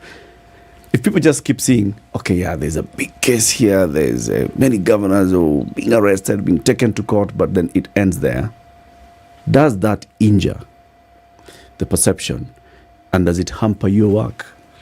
Well, certainly, if it's an issue of perception, it will affect it negatively. But can you honestly say that all those cases, those people have gone scot-free? Because at some point, they've encountered the force of the law in one way or another. Whether it's on the day they were required to record statements, whether it's on the day they were required to supply documents, whether it's on the day a search was conducted at their premises, at one point or another, they have encountered the force of the law. In addition to that, because the prosecution, the threshold for criminal prosecution is so high, we are getting more wins on the civil side where we're taking away the profits. And mind you, for some criminals, that hurts them more than the actual prosecution. Because the only reason people engage in corruption is to make money.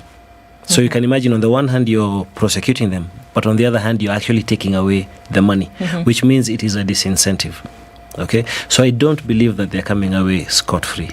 And if the argument is that they're being acquitted, the other way of looking at it is we have an independent fact finder who is the adjudicator, who is a judiciary, who has determined the case within the confines of the rule of law and has said, he may have done something, but I don't think you have met the threshold. And because all you need to do is to raise reasonable doubt, as soon as there's reasonable doubt, I am going to acquit. Now, what is the bigger picture? The bigger picture is that the judiciary remains independent. That's true. Yes. And that you take a solid case before the judiciary. Yes. Which is why I'm asking again, have we seen any top-level governor losing their... What are now being taken to jail? Because that one would make us all feel happy if they go to jail. But let's say they have not gone to jail, but they have lost their property. Have we seen a principal secretary, a cabinet secretary lose their property? Have we seen a top civil servant at senior level losing their property? Publicly, yes. Because of any of these easy. cases? I can respond to that easy. Please tell us. As Remind we speak, us. Right now, there's at least, I think, 10 governors in court. Okay? Lost. Criminal cases, prosecution. Prosecution, okay. Which is... Sitting governor? Yes. Sitting and past governors, right? Prosecution, which is a bit more complicated because it's prosecution, and as I told you, the threshold is high. But in terms of the assets being recovered, you're aware, Ferdinand Ndungu Waitito has a case in court. I think Mwangi Wairia has a case in court. No. We're talking about actual losing property. And that's what I'm talking about, civil matters. Yes. So it concluded might be... to... Waluke has concluded, yes. And he's been sentenced, and he's been convicted and sentenced. Now we're talking about, in the civil cases, top-level, high-level individual personality, yes, who you've taken to court, and the court has agreed with you and said, return 2 billion shillings. Specifically for governors, the cases are not yet concluded, but I've given you examples of matters which are ongoing. So, former Kiambu Governor Waitito is in court. Former Nairobi Governor Kidero is in court in a civil matter. Lenol Kulal Samburu in court in a civil matter. I think Muranga Mwangi Wairia in a civil matter. And this is just off the top of my head. So these are cases which are ongoing. And I would challenge any Kenyan right now, whoever is listening, go into your Google and just write Waitito asset recovery case or forfeiture of unexplained wealth, and the facts will come out. The only thing that hasn't happened is some of those matters have not been concluded. They do, but herein lies the problem, that even with the independence of some of our institutions, or like the judiciary, that independence has a negative tinge to it, in that if you are talking about a country where the rule of impunity seems to be a growth industry, then it'll spread everywhere. So everyone within their enclave, since we were exchanging examples, like for instance the Ethics and Anti-Corruption Commission, like Philip here, because of his docket, okay? Point one more time. Yes, Philip here. If we are talking about the rule of impunity, see, we're talking about individuals, but the overarching thinking and ethos behind all of it, an anti-ethos really, is impunity. It will be found in each and every of these institutions. Why? Because what is prevalent and what drives us is not the rule of law. No. But understanding is that we can take advantage of it. So, I am a court officer. I am a security officer. I'm a high-ranking government official. I will present the optics and I will speak the words that show that I am for justice and I'm anti-corruption. But that will not be my practice. Now, why then it becomes for me a subject of great concern is that everybody else watches. Just like when you're a grown-up, you know your children watch you more than you think or you know, and they observe you. In the same way, the wananchi observe, and we replicate what we see the leaders doing.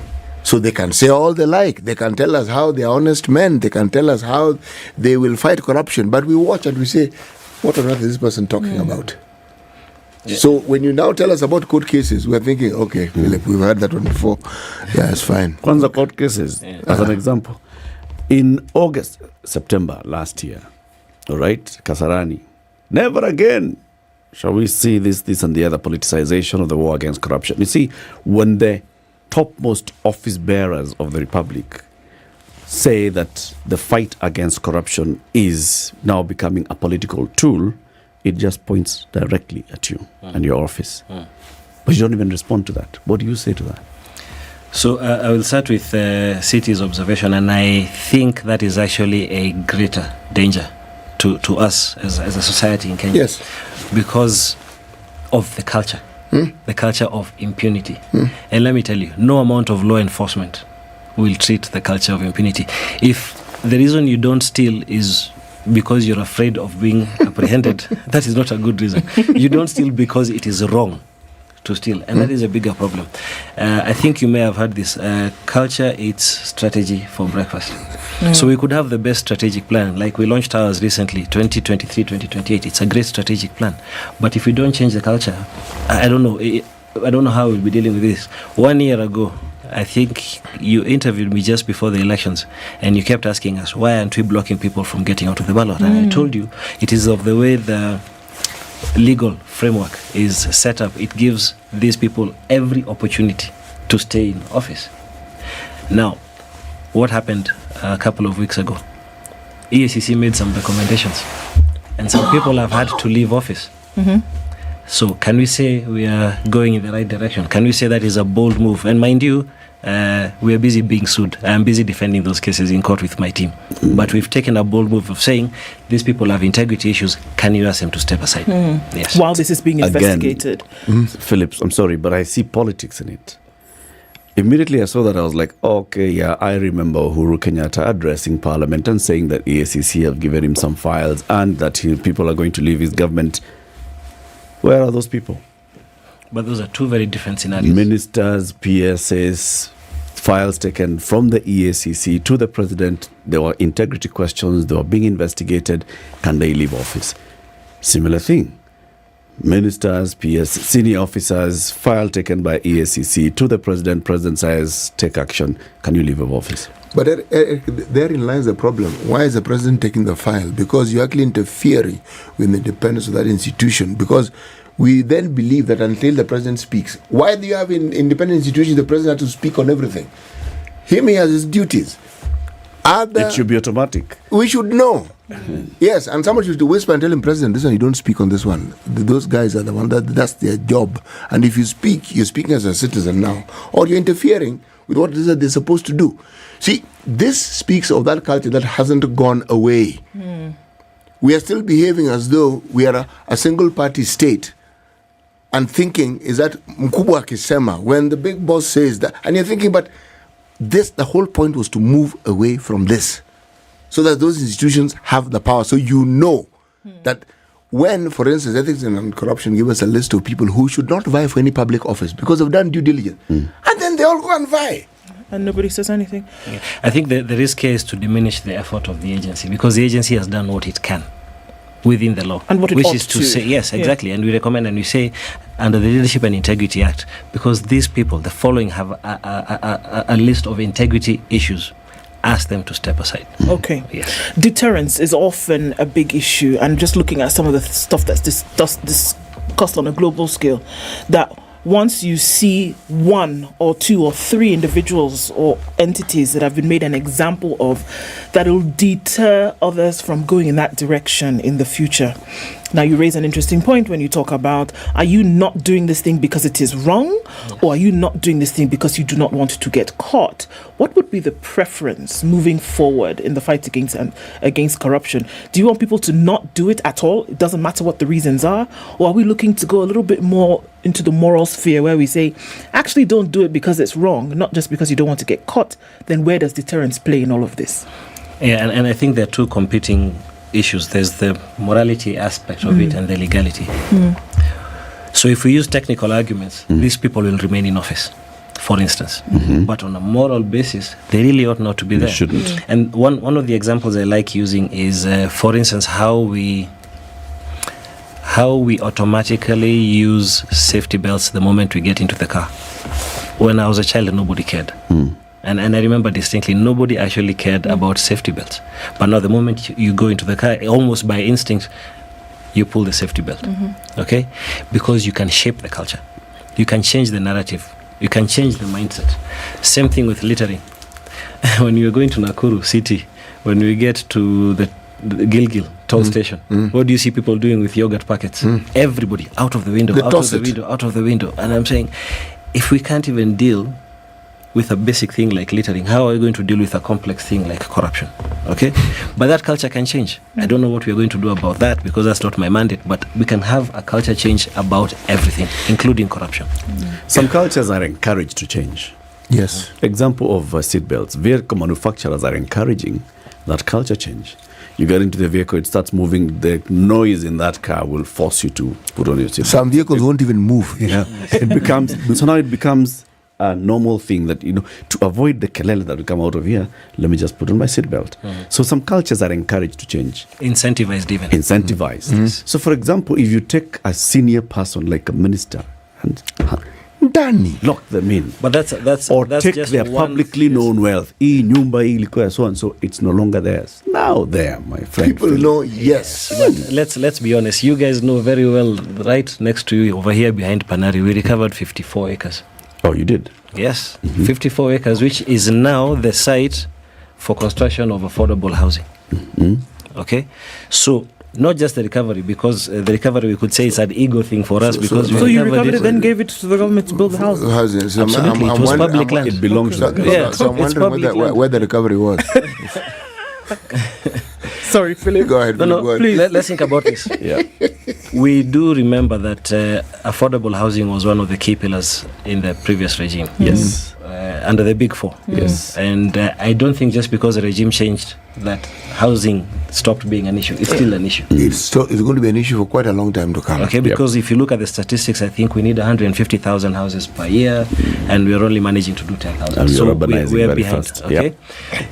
If we get 54 acres from industrialists who have grabbed it behind Panari, and we say we have recovered it, it was a meteorological land, 54 acres. Actually, it was remarkable. Yes. But if it's meteorological land, why on earth are we building houses? Are we saying the Met don't need it anymore? You have to rationalize every decision. You have to say, do they need 54 acres? Or at this point in time, what is the bigger issue? Same thing for, and I know you know this because you spent a lot of time in Mombasa, Pale Buxton. It had been grabbed. We recovered it. In fact, if you look at Buxton, that land goes up to the stadium. Okay. And all the land that you have custom houses and what have you, it was part of that. So you're right, yes. Absolutely. And now there's houses affordable. Yes. Once again in Mombasa County. And I think the boss, the CEO, Major Mbarak, was there 2 weeks ago. So those are the kind of examples. So there's tangible examples. And what I would like to encourage is rather than focus on what... It's almost like saying I've been served a dish but it has no meat. You were hungry, you hadn't eaten. Please eat what I have today. Let me go back and work. I'll come back with meat next time. That's all I'm saying. And we are saying instead of making it all cabbage, just a piece of meat would help. Once in a while. Hata matumbo ni nyama. So let's look and appreciate the strides that have been made. Absolutely. Okay. And that's why we are so keen to share the information that we have as we're doing the media engagements, building up to the International Anti-Corruption Day on the 9th of December. And again, looking at what was set out in the United Nations Convention, I believe we've aligned what we are doing with that international convention. I wish we got like a big, conviction this week between today, tomorrow, and Friday. Big one, like somebody who's just. Anyway, thank you very much, Philip, for joining us, and congratulate everybody at the Commission for the work that they're doing. All right, thank you so much. Never give up. Absolutely. And we shall never give up because we pay you so that you can do the work, and we have to remind you that. Philip Kagusha is the head of asset recovery and civil litigation at the Ethics and Anti-Corruption Commission. On the 9th of December, we'll be commemorating the International Anti-Corruption Day, 20 years of the UN Convention Against Corruption, looking back at the strides that have been made. Keep it here for more conversations coming up in the next hour. We'll be talking about what, Ron? Linda Jamii. Yep, that's the one. It's 8 a.m. Good morning.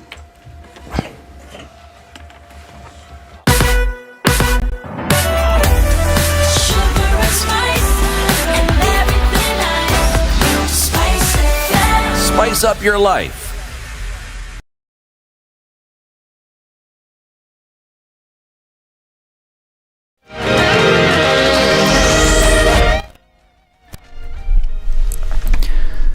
Good morning, this is Newswire. I'm Dennis Aseto.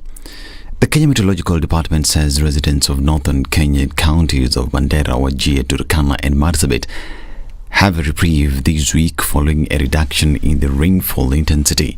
The Deputy Director in charge of forecasting, Bernard Chanzu, says the rainfall band, known as the Intertropical Convergence Zone, is moving southwards, hence the reduction in the rainfall amount in the northern part of the country and continued heavy rainfall in the southern part of the country, adding that counties where infrastructure was damaged could now embark on restoration work. The weatherman warned that owing to the heavy rainfall that has been experienced in recent weeks, the soils are still saturated and any amount of rainfall could result into flash floods. The Deputy Director in charge of forecasting adds that ongoing rainfall in some neighboring counties and catchments for rivers that drain into Kenya could see the northern Kenya counties experience flash floods due to rivers breaking the banks.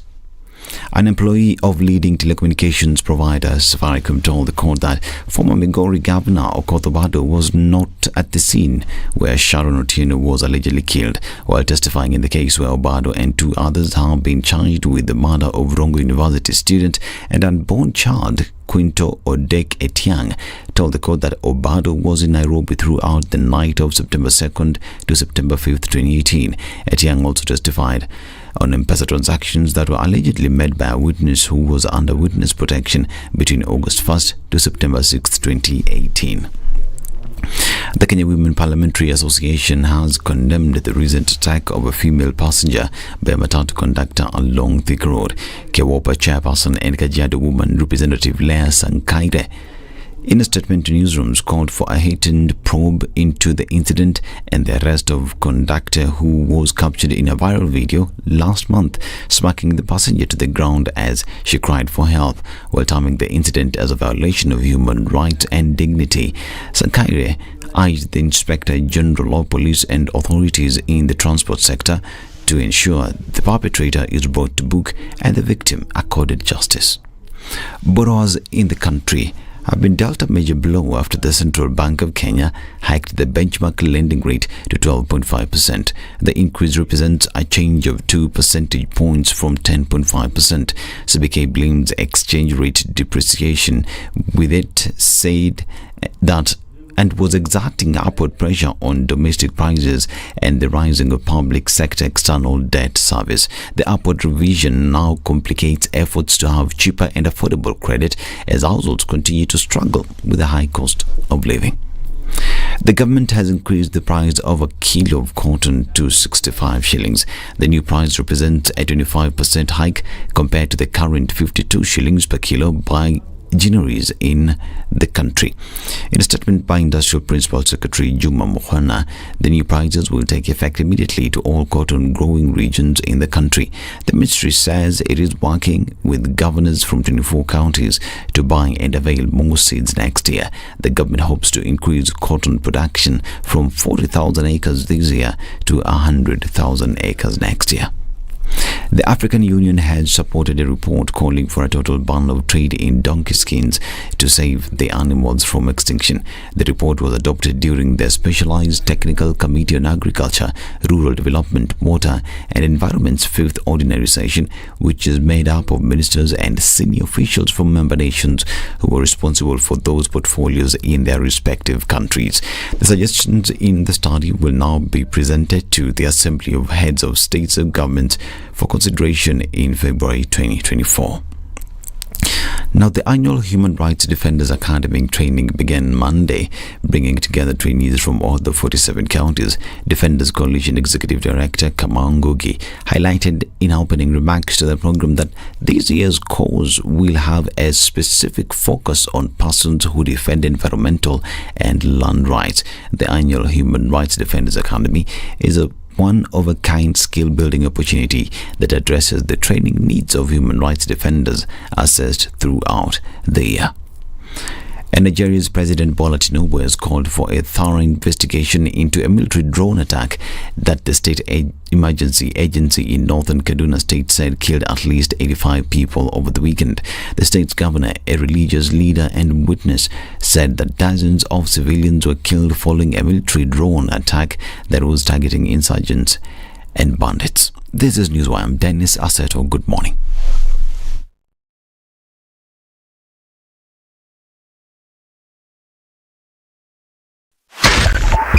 .5 Spice FM, Kisumu. Hiya, it's a few minutes after 8 o'clock and really traffic is not a thing. And the question is, where is everybody?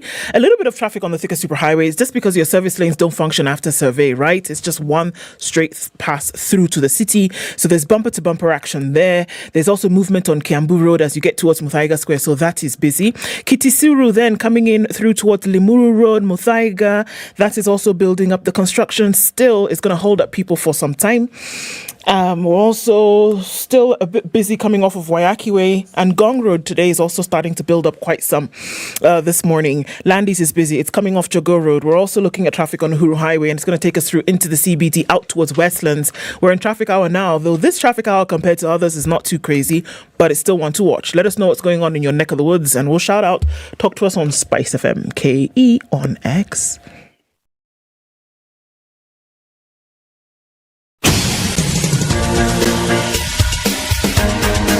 This is The Situation Room, the home of hard-hitting political commentary and penetrating insights about the state of the nation. This is a talk radio experience like no other. The Situation Room, a place for hard truths, debates, and elevated conversations. The Situation Room, witty, political, engaging, deep, controversial. In the room, we have C.T. Muga, researcher, academic, seasoned political observer, a fountain of wisdom in these politically uncertain times. Ndu Okoh, Nigerian by birth, Kenyan by choice, communications expert, Pan-Africanist, a truth seeker and believer in people power, and Eric Latiff, agent provocateur, the man in the chair, seasoned journalist, news hound, a man who believes in punching up, not down.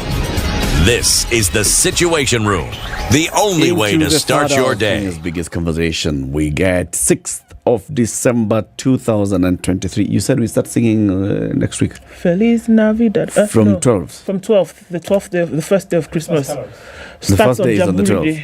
Yeah. Okay. And then like that will be going like that. Huh? Until 25th. So before that, what do we sing? Joy to the world. Those ones. Ding dong merrily on high.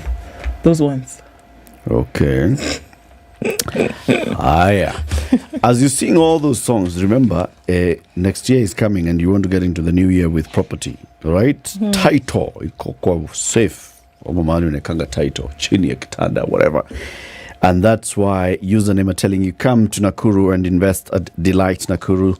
Just Salga, 20 minutes from Nakuru city centre, 300 meters from the highway at Salga. An eighth of an acre is going for 799,000 shillings, 80,000 deposit. The rest you finish within 30 days, or you can discuss and have a 12-month installment conversation. Site visits today, Wednesday and Saturday. Bus leaving Nairobi at 7 a.m. and leaving Nakuru Westside Mall at 8:30 a.m. You want to book for the next one, maybe you missed this one, sawa. It's okay. Saturday, there'll be another site visit. The bus will be leaving in Nairobi, 7:30 a.m. at Kencom, and then leaving Westside Mall in Nakuru, 8:30 a.m. All you need to do to reserve your seat on the bus is send the word Nakuru to 20321. 20321. 20321. Remember, Delight Nakuru will be this lovely gated community. What username have done is they've also set aside some piece of land that they are not selling.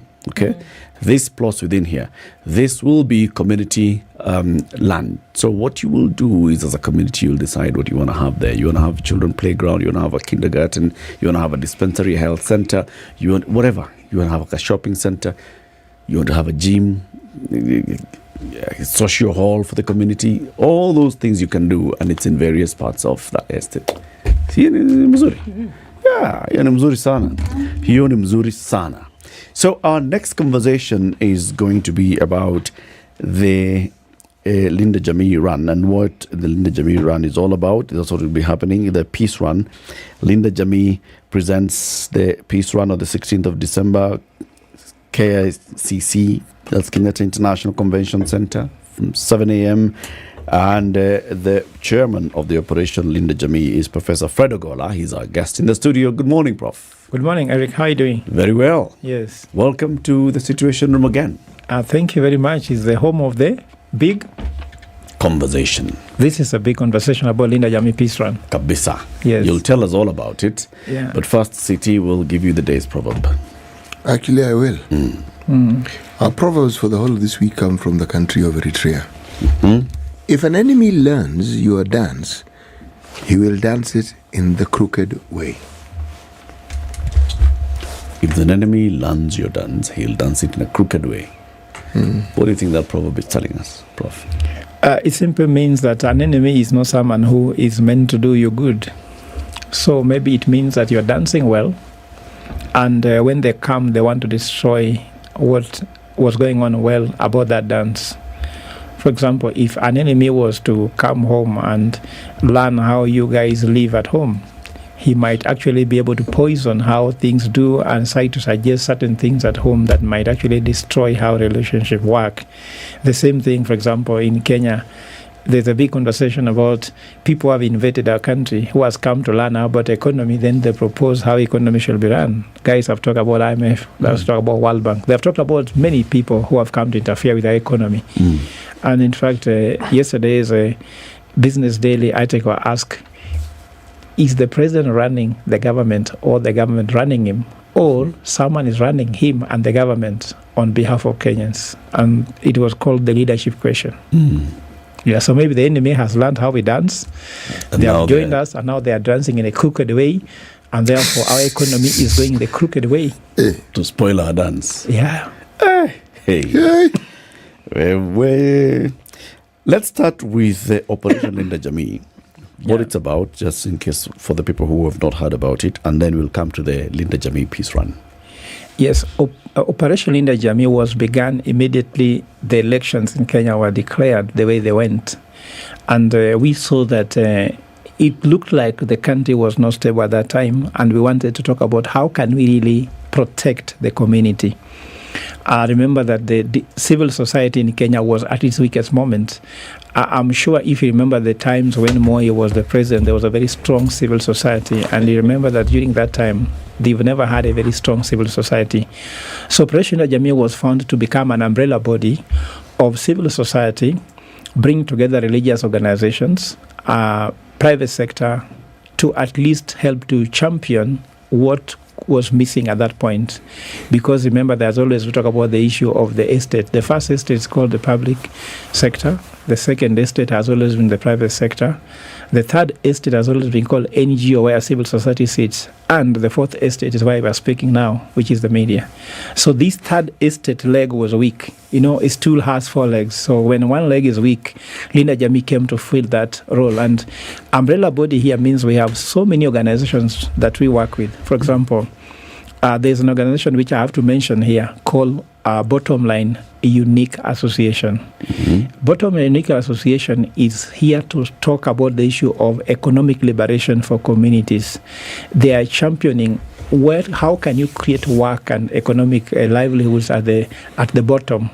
Of course, it's not bottom up. I have to clarify this. Not bottom up. Because it's bottom line. It's bottom line because bottom up is another story. It's a bottom line unique association. So they are working with how to create jobs for people. For example, they are set up a security company, how you can join and maybe serve as security guards because some are looking for jobs for people like that. They have a circle. They also have a saving scheme. But also they do what's called civic education. So you see, these are the very heart of civil, what we call Linda Jammeh. And actually I have to mention that on 9th, which is this Saturday, at Green Park, we are launching a national one where people have traveled from Vanga, from Mombasa, from Busia, and trying to see how we can launch this nationally. It's going to be a very big ceremony. I can foresee almost 8,000 people in attendance. I don't know that can afford that place, but we are looking at saying how will that actually happen. So we are partnered with Bottom Line Unique Association on economic protection because you cannot protect community when there's no livelihoods. In fact, even one of my best favorite saints, St. Augustine, says, it's even possible to be a Christian if you don't have money. And you cannot be a father without money because to be a Christian, if you go to church, baptism card sells around 500 shillings. So if you don't have money, even your kids cannot be baptized. So you need a certain minimum amount of economic livelihoods so that you can even be a Christian. So actually, he even recommends that if you are too poor, at some point you can just steal to keep yourself alive. But don't steal too much, just steal enough to keep you alive, keep you breathing. But some people, when they go now, you grab everything. If you're so hungry, just grab a half loaf bread, eat, drink water, and survive for tomorrow. Yeah. I'd be interested in as to why a run. It seems as though it's something we do to commemorate, something we do to grab attention. Yeah. But why a run? And then what happens after the run? Because the things you speak of, Prof, are pertinent things. Yeah. The country at a place where many say, okay, at the precipice of, jumping into the hellfire or, taking a few steps back and then prospering. But then why a run? And what is it going to achieve? You see, if you look at one of the most symbolic things that Kenya has ever done very well is running. And this, we call it a peace run. Oh, athletics, you mean? Yes, okay. Athletics. Athletics has really made Kenya proud. In fact, anywhere in the world, when you talk about athletics, I'm sure, even if you're in the US, Kenya comes to mind first. And we are very proud of that. In fact, if you like the like of Eliud Kipchoge, you talk about the I don't talk about them. There are very many people. In fact, I don't want to particularize the name. Yeah. So why peace run? The peace run here is because for Kipchoge Keino, Eliud Kipchoge to succeed where they succeed, they need what's called patience, perseverance, resilience, determination, focus, discipline. These are the things that a country needs, not just to win sports, but also economically. And why this run? Remember that this run is not just standing on nothing. After the elections were declared, they went for Mandamano. So Mandamano went to have what's called a quick fix. You have instant gratification by going to the street to throw stones. But there's no resilience there. Because you cannot have Mandamano from the beginning of the year to the end of the year. Anytime you go to the street, you actually destroy the economy. You don't help it. And this peace run is trying to tell Kenyans, actually, this peace run will end up with a covenant that never again will he ever allow, and we should not allow as a nation, that someone should go and solve our political, economic, or social well-being using violence. Because of the first liberation was done violently. Maybe it was necessary. That was independence. The second liberation was done using what's called violence again, and that was about constitutional reform. Now we have a constitution. We must live by the constitution, because Linda Jammeh is partisan to the constitution of Kenya. It's partisan to what is called professionalism. It is partisan to family values, which is love, of course, the main thing, and also partisan to people's faith. You should live your faith in the fullest. So why are we doing this run? We're doing this run to tell people that if you want to get great things, you must take time. You must be disciplined. You must be focused. You must be resilient. Going to the street in the name of getting any justice is like rape. If you see a beautiful woman, just take time, talk to her. You might date her after 2 years. Be patient. But if you run to rape her, what will happen is that you'll get the instant whatever you want, but it's not going to be sustainable. So if we get peace as a nation, slowly, peacefully, resiliently, with discipline, we'll have a lasting peace. Remember, we have always gone to the street. We have always had these so-called talks. Moi had talks with Raila, isn't it? OMOU. Kibaki had talks with Raila, called Nusumkate. Uhuru had talks with Raila. It is called handshake. Ruto has had talks with Raila, called bipartisan. All these have happened after violence. So why is this medicine not treating us? Because we are hurrying into getting a solution. As a nation, we have a head of state who is elected. For him to run the country, there must be peace. Economy cannot be run in a violent environment. So this run, and I'm very happy for the Nairobi County, closing the streets where the guys who had Manamano could not access, so that people can run peacefully, to rejoice in it, to show people you can access this place if you are a prince or a princess of peace, but you cannot access it if you are a prince or a princess of violence. So we are creating a nation whereby people will be embracing peace. In fact, that day, we want to have a ceremony with some religious leaders. They'll take a dove and throw a dove in the air. You know, a dove is a symbol of peace everywhere. Remember in the Bible, if you go to Genesis chapter 8, verse 11, Noah was in an ark. And when water was now subsiding, Noah sent a dove to go and check whether the earth was habitable. And when the dove came back with an olive branch in the mouth, it was a sign that the earth is now habitable, greens can grow, and life is back, there's peace, and people could live. And God took a covenant with the world and said, never again will I ever destroy the world using flood, which is violence. So we should take this covenant as a nation. And non-violence has been done before. It has succeeded elsewhere. And I think that it's high time we do it. In my language, which is Luo, we say pesa oluoro koko, meaning money fears noise. So when you hear the dollar doing very well against the Kenyan shillings, which is depreciating, it seems the dollar was coming with the plane in top of Africa, then looking at Nairobi, says Nairobi is too noisy, then the dollar lands in Tanzania, it lands in Uganda, the dollar lands in Eritrea, but evades Kenya. But even Erica can tell you, I don't know whether you are married because you never told me, but me, I'm married. Anytime you're not at peace with your wife, at home, money disappears. Mark my words. Because of what? You might go to the bar to drink to avoid home. In the bar, watu watakukunywa, sivyo? They'll drink you properly. When you come home, your wife is not at peace with you and you don't have money. So even as Kenyans, we should fear anybody who brings any form of noise. We are intelligent people. We say Kenyans are educated. Intelligent mind should meet intelligent mind to discuss. But then, because Prof, eventually, yes, the message of peace is a good one. Yeah. The message of peace, I would dare say, is not a new one. A sort of a procession championing peace is not a new one as well. So what is it that stands out with the Linda Jammeh Peace Run that you think will then move us to the next step? Where everybody says, before I think of the other alternatives, I must first exhaust peaceful means.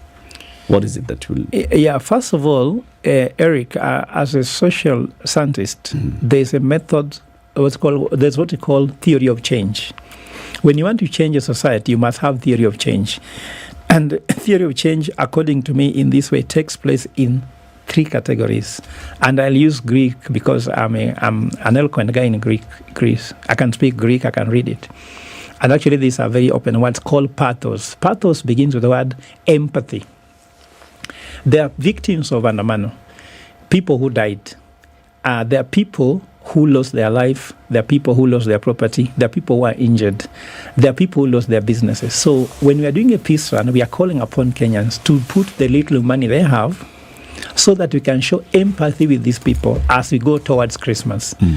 So when you have empathy towards somebody, they open up for themselves. Now you can be able to engage them. Then now the second thing that Linda Jamii has to achieve, which is now called ethos. Now, it has happened before. People have talked about it before. But what makes Linda Jamii unique? Linda Jamii is unique in the sense in terms of the membership. If you look, for example, Bottom Line Unique Association has members from all wards in Kenya. And these are people who have a structure. Before, someone can just walk on the street, but there's no sustainability. But now we're having organizations which are existing. They have offices at Mfangano House. Even last time we were hosting, I'm sure it was live on KTN, we are hosting people with disability, saying they now stand with it. So we're looking for every vulnerable person in society standing with this move. So we have a structure. We have an organization. Tell me which organization in Kenya exists to champion peace at society level. There have just been groups of people, and you know what a group is. A group can just be people standing next to a stage in a boda, then they walk in the middle of the city and make noise. Who did Mandamano? It was just a group of people who came in kind of hooliganism and they went to the street, isn't it? There was no organization, that's why there was distraction. But here is organized. We partner with Standard Media. It's being done in an orderly manner, and we have partnered with the county government. We have gone to KICC, booked it. Mandamano, who books a venue? Can you book a street to go and do Mandamano? So, no, you can't. Who will give you the permission? Just go to City Hall and tell them today we want to alert the police that we will be doing Mandamano on this route. Along this route. Well, I mean, that is not what we are doing now. For us, we believe that is not the way to do things. We need to work with people because anything which is embedded in society, embedded in an organization, if something goes wrong in KICC, the police can come for me. Yeah. Isn't it? Because there was an organization. They had a contract, they had an agreement, isn't it? But now, when people were shot on the streets, whom did you go to? When someone hit the stone with the police and killed him, isn't it? Or kill her, whom do you go to? When someone destroys somebody's business, whom do you go to? So even for me, I'll be held accountable. We can never have leadership with no responsibility. For a long time, we've had people, a lot of power with no responsibility. You can have power to say, let's go to the street. But are you responsible for whatever happens in the street? So when we bring responsibility into what is called now engagement, because it doesn't stop her from telling the president, Mr. President, we are not happy with this and that. But this is engaging him intellectually, and I think this is something he likes, because he even said he wants strong opposition. And strong opposition does not just mean official opposition. Strong opposition can come from anybody who feels that want to bring views on things being done different. So what I'm trying to say unique is the organization around it. It's different. Yes, it's different. But it's not just organization by making noise. I've told you, no one you can tell people, keep quiet when they're hungry. I don't know whether you're in primary school. When kids were hungry, they can just start making noise and teacher say, you guys go for lunch, because they're hungry. They cannot do anything. So you cannot keep people hungry and you tell them to have peace. So this peace is not just peace for the sake of talking for a day. We want to organize another one in Kisumu before Easter. In fact, I've been told by the business community, Kisumu needs this peace run like yesterday. Because if you look at Kisumu, I don't know if you've been to Kisumu, but for me, because that's my home city, Kisumu goes to bed by around 7:30. The streets are closed now. The Kisumu wakes up by around 7:45. Any city that wakes up late and sleeps too early means is dying. In fact, you can know that you are aging if you wake up very late and you sleep very early. When you start having that routine, you must know now you are on your sunset days. So Kisumu needs to be told about peace. And the business community in Kisumu is saying that when you bring this peace conversation in Kisumu, people need to see Kisumu as an investment destination. And that's the only way you can get companies invest in Kisumu to create jobs in Kisumu. Look at what's happening, Eric. Do you know we are losing 189 jobs per day? And I'm not talking about informal jobs. I'm talking about formal jobs where people earn an average of 120,000 shillings. If that is the job loss, anything that is killing that thing should be taken away from this country. Where are we losing these jobs? Well, there are many factors there. One of them is the economy is not doing well because I've told you we are making a lot of noise. If you go to Kenyan social media, you may think Kenya is at war, isn't it? Go to the social media of South Korea. You find that people are even inviting people to come to visit their country, to invest in their country. When did you see a young person tweeting and saying, please come and visit Masai Mara, it's beautiful? Or we are saying, that. We want noise to end so that we can have a peaceful country, but not peace, not cosmetic peace. That's why we are talking about resilience. We are talking about the issue of discipline. Peace must happen in an environment of discipline. So these events, what we are saying essentially, the peace run in December, the one that will happen next year, essentially what you're saying is that you hope a situation that will catalyze a conversation around peace. That's why I said pathos, which is now empathy with the people. Then from pathos, we get credibility called ethos. Ethos is how organized Linda Jammeh in terms of structure. Then go to logos. Logos is now engagement word. The word logo is word. If you read the Gospel of John, you see when they say in the beginning there was the word. In Greek they say there was logos, isn't it? So logos now, when you engage people to having discussion, where are we going as a country? What is best for us? But before I address you, Ndu, you have to understand, that's why you introduced me, Professor Fred Ogola, isn't it? Linda Jammeh. Linda Jammeh has done some things people can relate to. So that's empathy. Secondly, credibility. Linda Jammeh is an organization that has partnered with Standard Media. I'm sure if we were just any other thing out there, Standard Media could have said, why are we partnering with you? And also you are known for violence. You understand? So Linda Jammeh is an organization that champions for peace. That's why Standard Media say, let's sign a partnership to find how we can preach peace, because I'm sure when there's no peace, Eric, I came here during Mandamano, we're wondering what will the state look like? Where should we go and where should we not go? And you are concerned about it as a media house.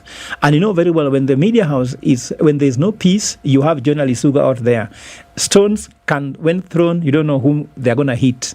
They can hit anybody. So the credibility that is there, then the word that is there, bringing these entities together will be able to bring peace. And then peace must be brought at the lowest level. And that's why the partnership, the bottom line unique association, which has got all this network. Linda Jammeh has them out to the county level, but from there, after they are at the ward level, and championing peace by telling people, peace is coming first before the economy, not economic liberation before peace. And when you know that peace is a necessary condition for economic liberation, it cannot happen. Look at Korea.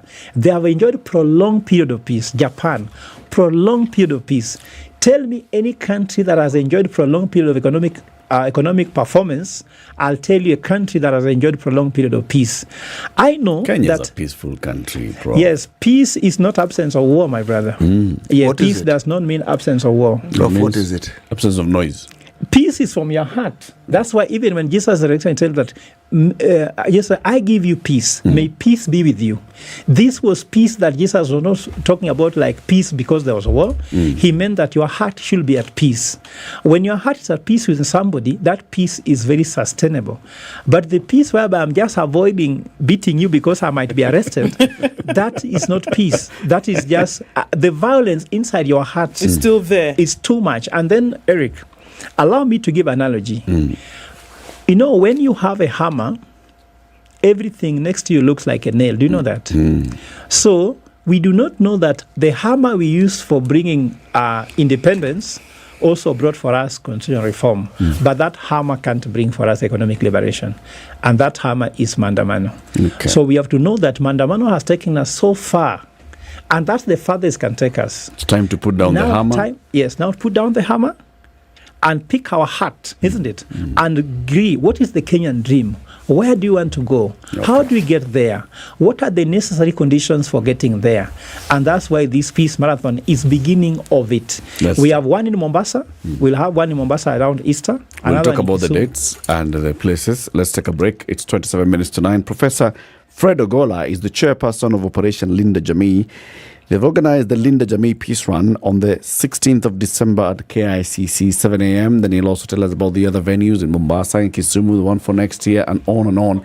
This is a holiday season, and Ndu will fly us into the holidays. Yes, how about that? And so you get into a holiday mode, rather, and you're thinking about the long flight ahead and the things that you might need to keep you entertained. Once you see the endless entertainment on board Emirates, you might wish your flight was actually just a little bit longer. Imagine this: you get on board, you sit back, you relax, and you choose from up to 5,000 channels. It could be the latest blockbuster from Hollywood, or a comedy set, or even live sports. Imagine watching Arsenal in the sky. And you can watch it all on the biggest screens in the sky. Or if music is your thing, create your own playlist and get your favorite artists or your good old classics. You get so much more in Emirates economy. Flying Emirates, so much more. This is the Situation Room, the only way to start your day. Fly better to your dream destination with Emirates. Whether it's seeing Big Ben and the famous red buses in London, family adventures in Dubai, or discovering ancient wonders and bazaars in Istanbul. But remember, it's not just about where you're going, it's also about how you get there. Fly Emirates and start your holiday with delicious regional dining, complimentary drinks, outstanding service, and award-winning entertainment. Fly Emirates. Fly better. Oh, finally! It's my Standard Courier delivery. At Standard Courier, we know that your time is valuable. That's why we guarantee swift and efficient deliveries to your doorstep every time. Give us a call on 0793 599 684 or schedule your next delivery by visiting our website www.standardmedia.co.ke/courier. Trust Standard Courier service for all your courier needs. We deliver with pride.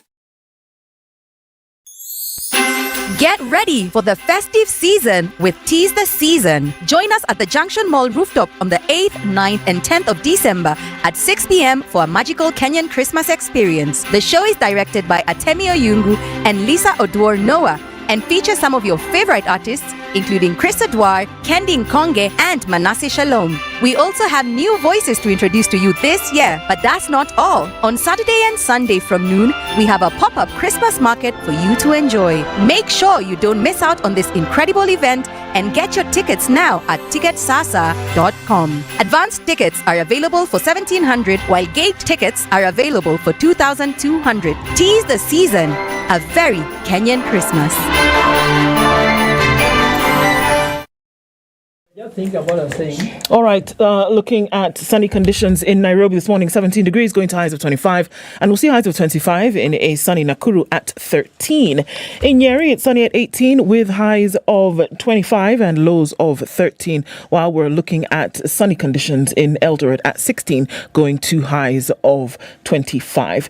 In Mombasa this morning, it's sunny at 27 with highs of 31, and Malindi is sunny with highs of 32 down to lows of 26. Kisumu this morning is sunny at 21 and Kakamega is sunny at 29. We're looking into a rainy Kampala this morning, highs of 27, and Dar es Salaam is partly sunny, going to highs of 31 and lows of 25. Into Johannesburg, where it's sunny at 18, we'll see highs of 27, while in Mogadishu, sunny conditions at 28, going to highs of 32.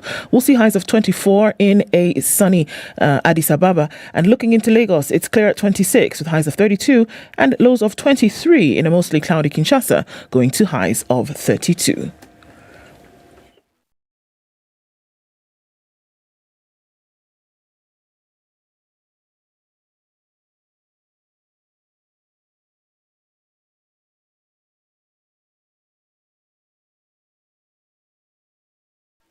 All right, not having a big issue with traffic this morning, little bits and bobs here and there, coming off of Jogoo Road going towards Landis and then touching on Kamkunji at the roundabout.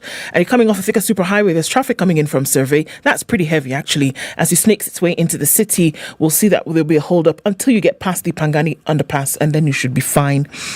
There's been this perennial traffic that has been just before Limuru Road, or right around Muthaiga, and it's coming in from Gigiri, and that's going to be there for a while this morning because of the construction that we see. Tigiri Ridge is giving traffic then onto Limuru Road as well, coming from the other side because of that construction that continues through and through. We're keeping an eye on things this morning. Traffic is not a pain in the neck, not just yet.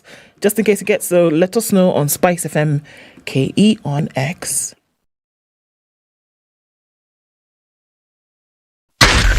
Spice FM, Nakuru.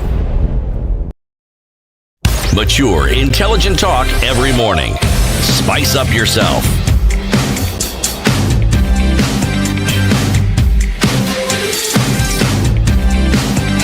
Mornings done right. 94.4 Spice FM. Ahead of the Linda Jamii Peace Run on the 16th of December, the KICC. 16th of December is the Saturday, isn't it? Yes. All right. And this will be the case. Have you invited the main leaders of the political groupings? Because you're saying now this one is showing a difference between Maandamano. Let's say, let's stop Maandamano. Let's stop thinking that this hammer that we used in the 50s, in the 60s, in the 80s and 90s is the same one that we need to use in the 2013.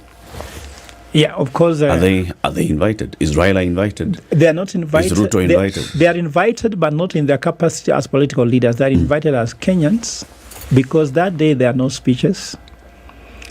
It is something symbolic. The marathon is symbolic. Remember, a marathon takes long, like the 40-kilometer marathon. We even made it 6 kilometers so that anybody at a certain age, isn't it, can still participate. Like my son, who is 6 years old, he is really waiting for this one. He says that he must go.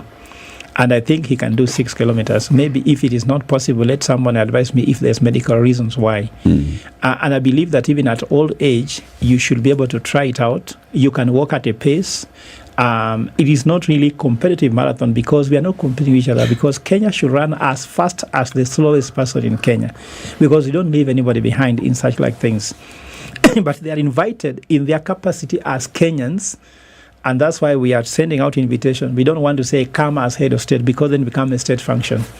It will become the symbol of the state, what they call the national breakfast, whereby it becomes a political campaign day. I don't want to make speeches because, see, in Kenya, we are from every walks of life. You're from political divisions. We don't want to start saying, this. We just want to make a symbolic thing. We'll read a prayer. We'll thank people.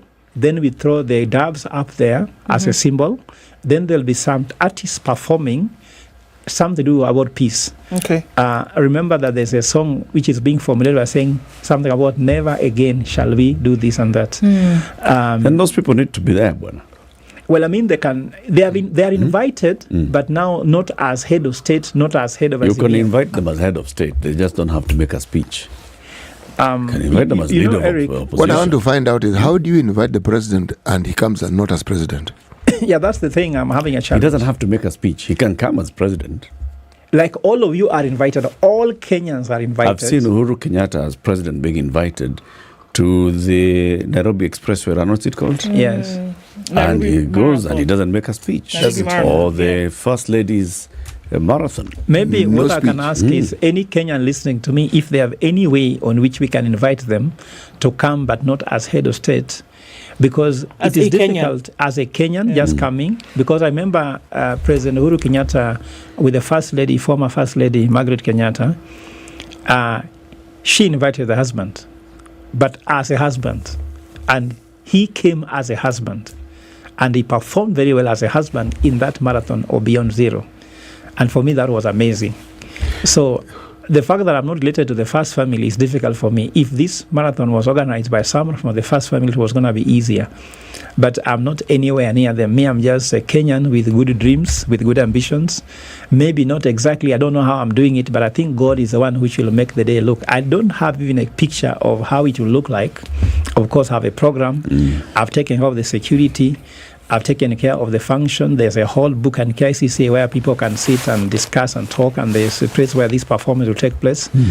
But how exactly it will happen, I think God is still making so many things, because I'm seeing so many suggestions coming, people coming to volunteer, to support.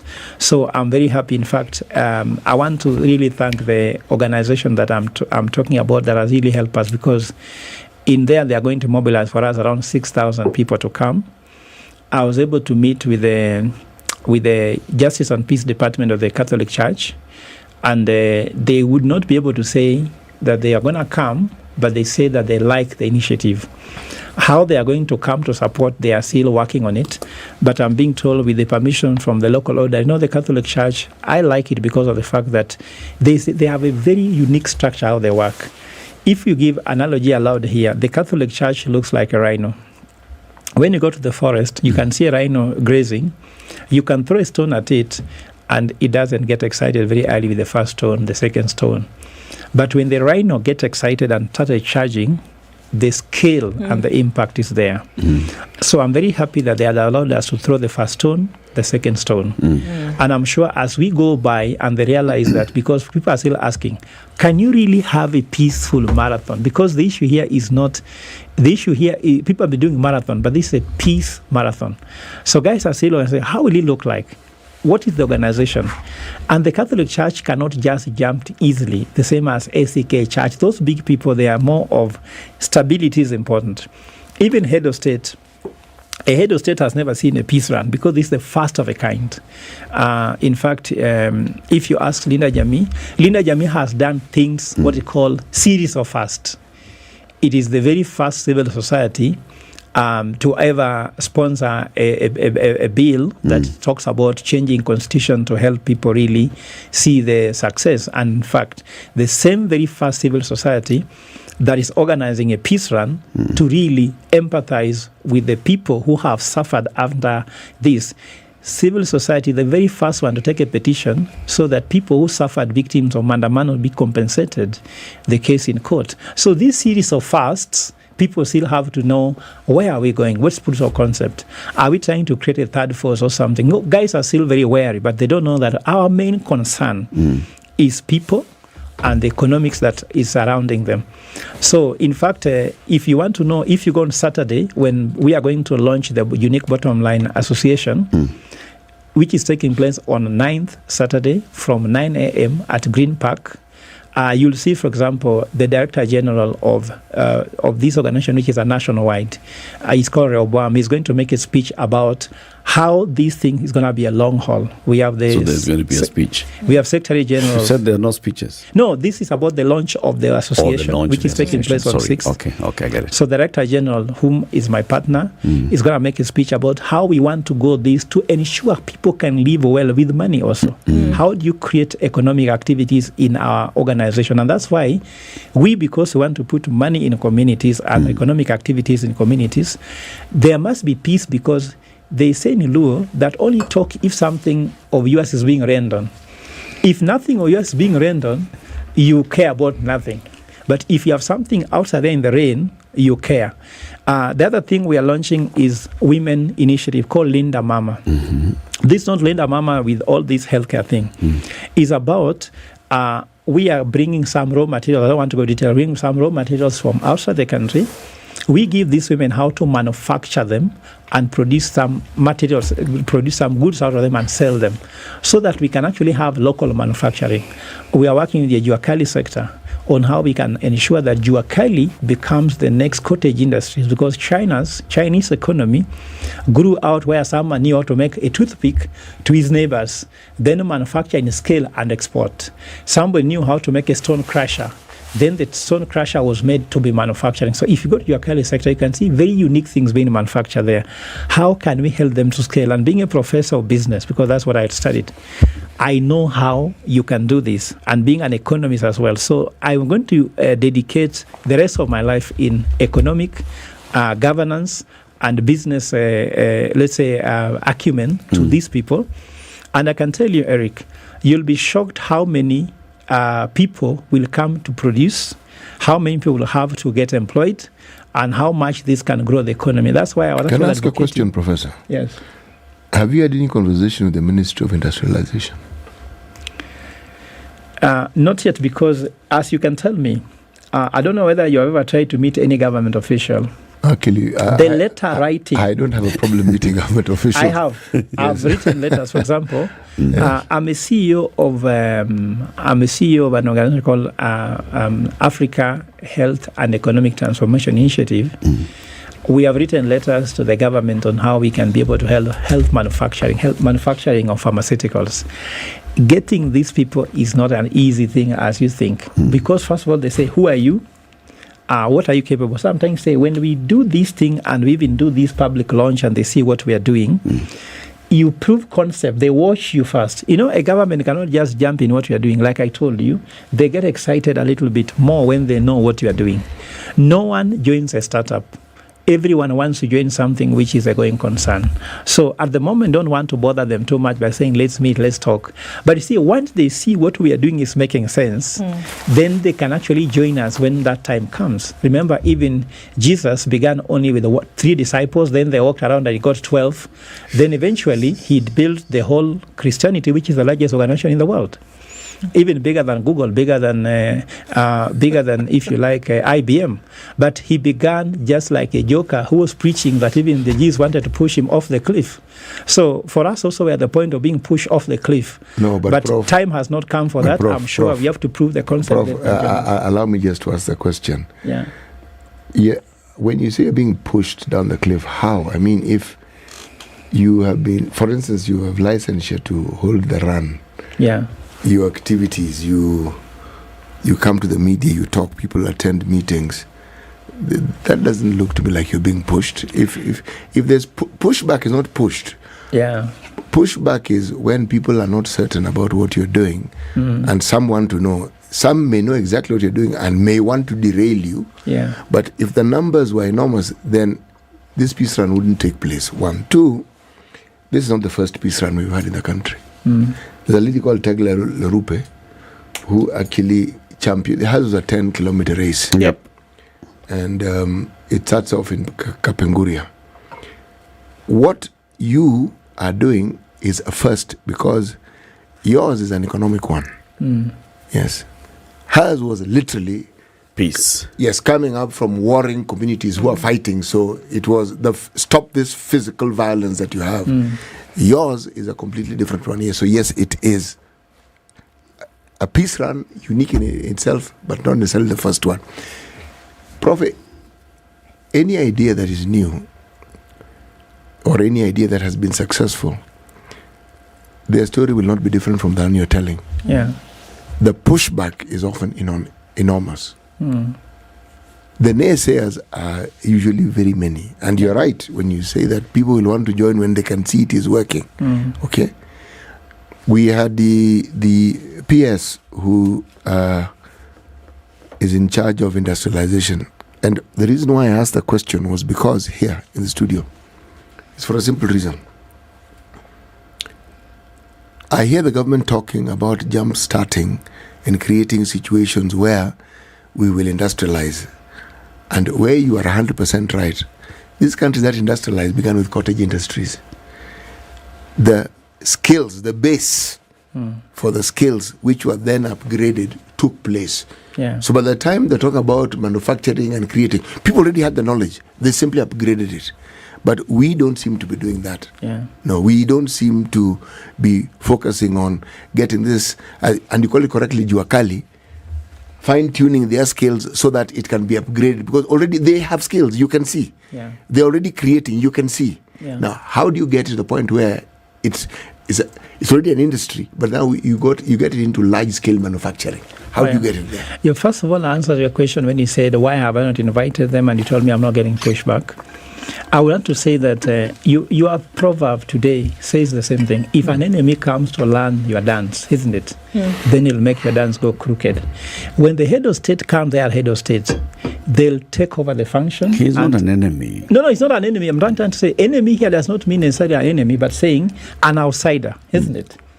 analogy allowed here is that it will become a state function, and what we wanted to achieve was not for a strong man, was just for a weak person trying to achieve things in a very normal way.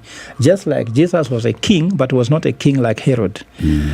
So you want this basically to be citizen-led. We just want to be citizen-led. The government joins later. Of course, we are in goodwill. For example, the Bottom Line Unique Association is working very closely with the government. In fact, we have signed an agreement saying we work with the government all the day. We will not say this government is from which side on the other side. We have to work with all government. Remember, you cannot do anything without government. And that we acknowledge. Then on the point you talk about the issue of the cottage industries, this book called Solomonic Economics has actually illustrated that very well and very easily, how this can happen. We need vocational training to be done in this country, not training, for example, teaching people to write research. Americans have done that. But Chinese went to train what's called tooling engineers. Like if you look at this, my very beautiful iPhone, how to put these cameras together, American can design in with a computer. But the Chinese are one who knows how to put those things together. That's why China is the manufacturing hub of the world. Everything made in China. I might not be surprised if nearly all equipment in this studio are actually made in China, because they know how to put things together. So we have to build that industry. That's why 2 weeks ago, our Eastern College of Technology, graduating people from Juakali industry who have taken some studies on business, like, for example, financial management, bookkeeping, simple things. In fact, we have come with a technology whereby we want to go to every circle and make them Solomonic compliant circle, whereby a small thing you start, you must have a financial model. For example, we are telling them, for any business you do, 30% save, 30% invest. Remember, investing and saving are different. And 30% pay yourself, 10% put into somebody, for example, your son for education.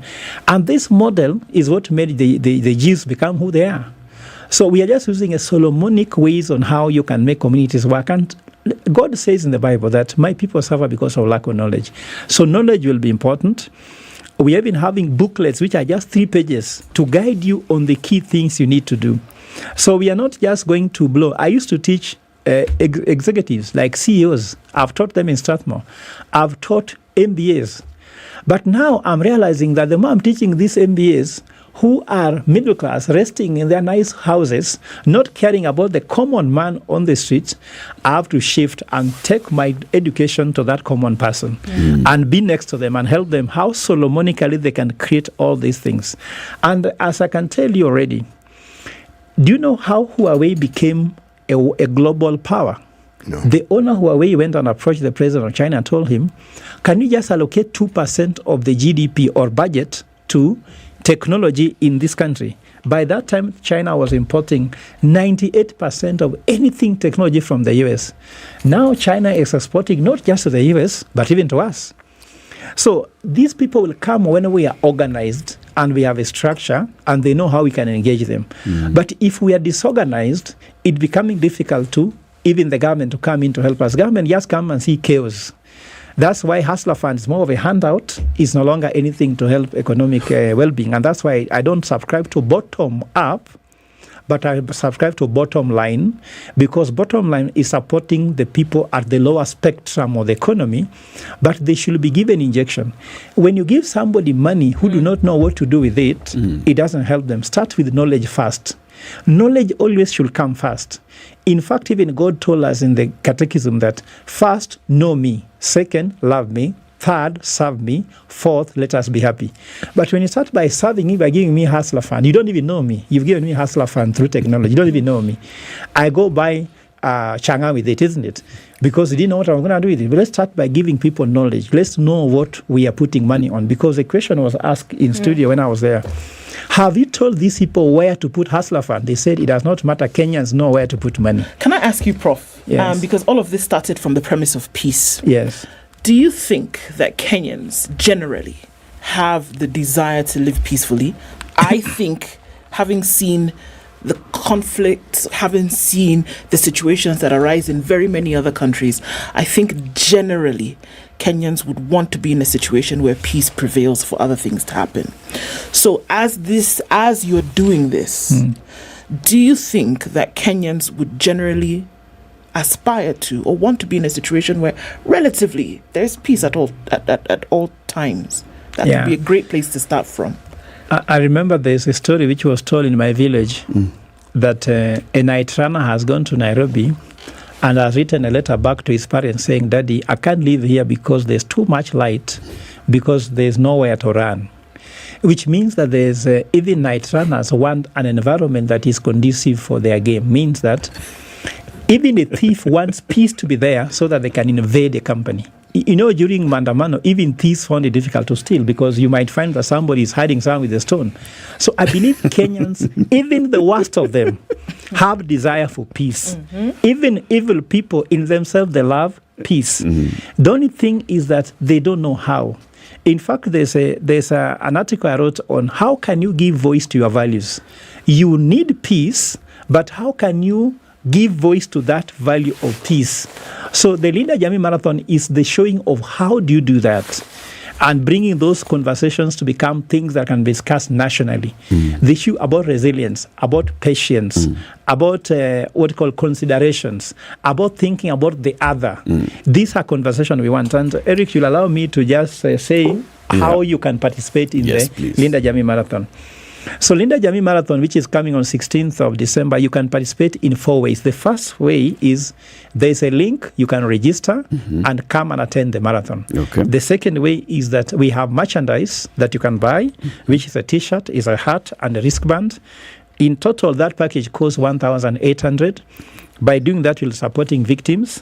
The third way you can participate is that we have a pay bill number, which is a 4112-60665. That pay bill number, you can put anything you have. It can be as little as just 10 shillings. It can be as more as 10 million, but not billions. I'm sure we are not yet ready to handle billions. Just a few millions can help us feel victim. And the fourth way is the three, all the three above. All of the three and turn up. Yes. The pay bill number again, 411-20665. No, 4112-0665. I don't know whether if I show you on the screen. Just that I didn't say it that way. Yes. 4112-0665. Yes. Asante sana. Professor Philip Ogola talking about the Linda Jamii Peace Run, 16th of December at the KICC from 7 a.m. Keep it here for more, 9 o'clock.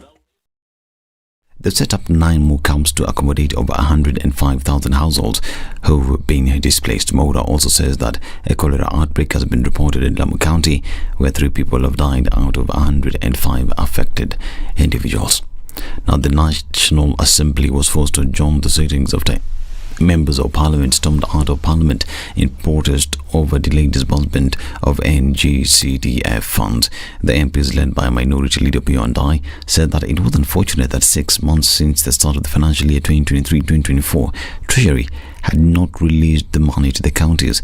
Efforts by Majority Leader Japanni to try and convince the MPs that the money would be disbursed before Christmas were in vain. The members of Parliament have threatened not to attend today's session. School children are opening schools in the first week of January. Those who start their KCP exams are joining Form 1 in that same period. Madam Speaker, without bursary is an issue that must be dispensed with before Thursday.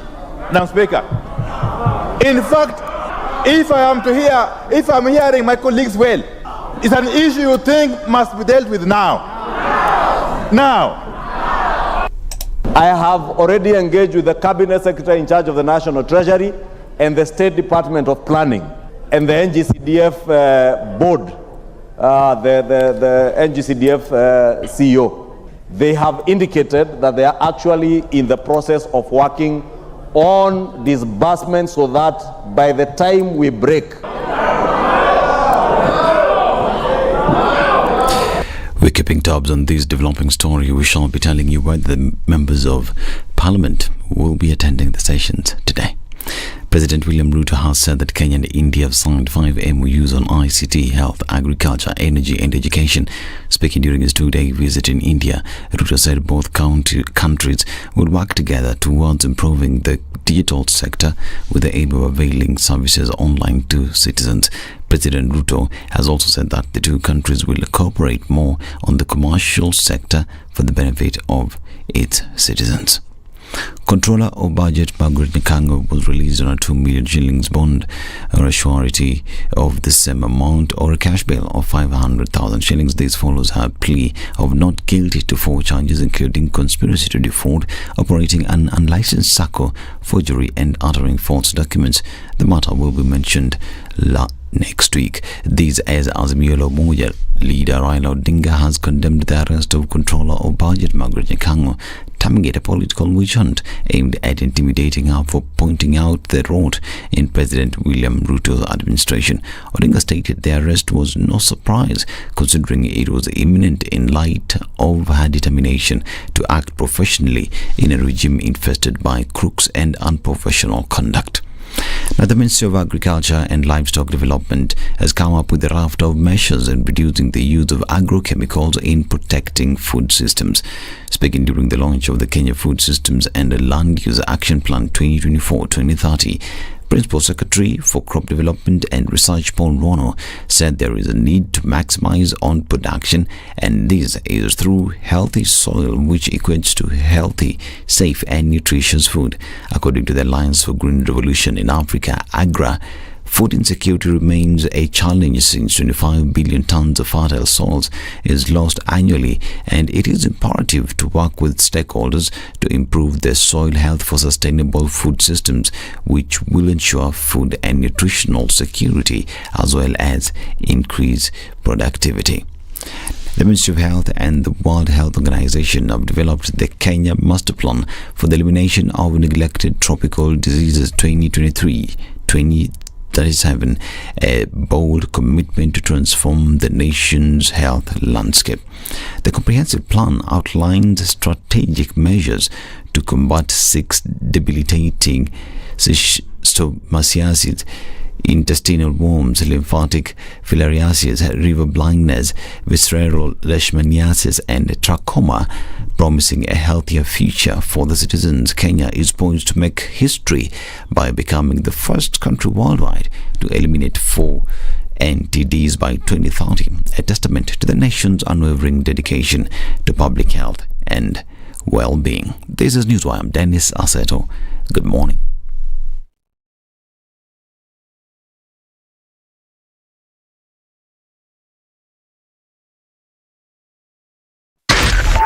.4 Spice FM, Nairobi.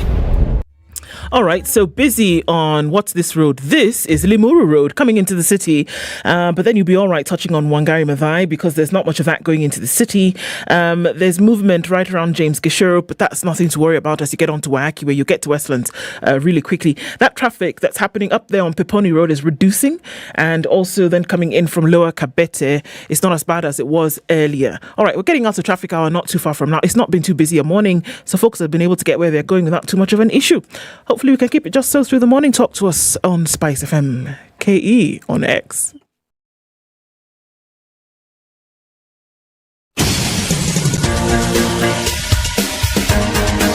This is The Situation Room, the home of hard-hitting political commentary and penetrating insights about the state of the nation. This is a talk radio experience like no other. The Situation Room, a place for hard truths, debates, and elevated conversations. The Situation Room, witty, political, engaging, deep, controversial. In the room, we have C.T. Muga, researcher, academic, seasoned political observer, a fountain of wisdom in these politically uncertain times. Ndu Okoh, Nigerian by birth, Kenyan by choice, communications expert, Pan-Africanist, a truth seeker and believer in people power, and Eric Latiff, agent provocateur, the man in the chair, seasoned journalist, news hound, a man who believes in punching up, not down. This is The Situation Room. Indeed, it the is. only 7 way minutes to after start 9. your day. Good morning. Welcome to the final hour of The Situation Room. today. We'll be back tomorrow. Don't worry. We're not saying that this is the end of the show, okay? Just relax. What we are talking about today is people who are going towards Nakuru. No, past Nakuru towards Salga. And when they get to Salga, they go to that place where we were calling what? Delight. Yes.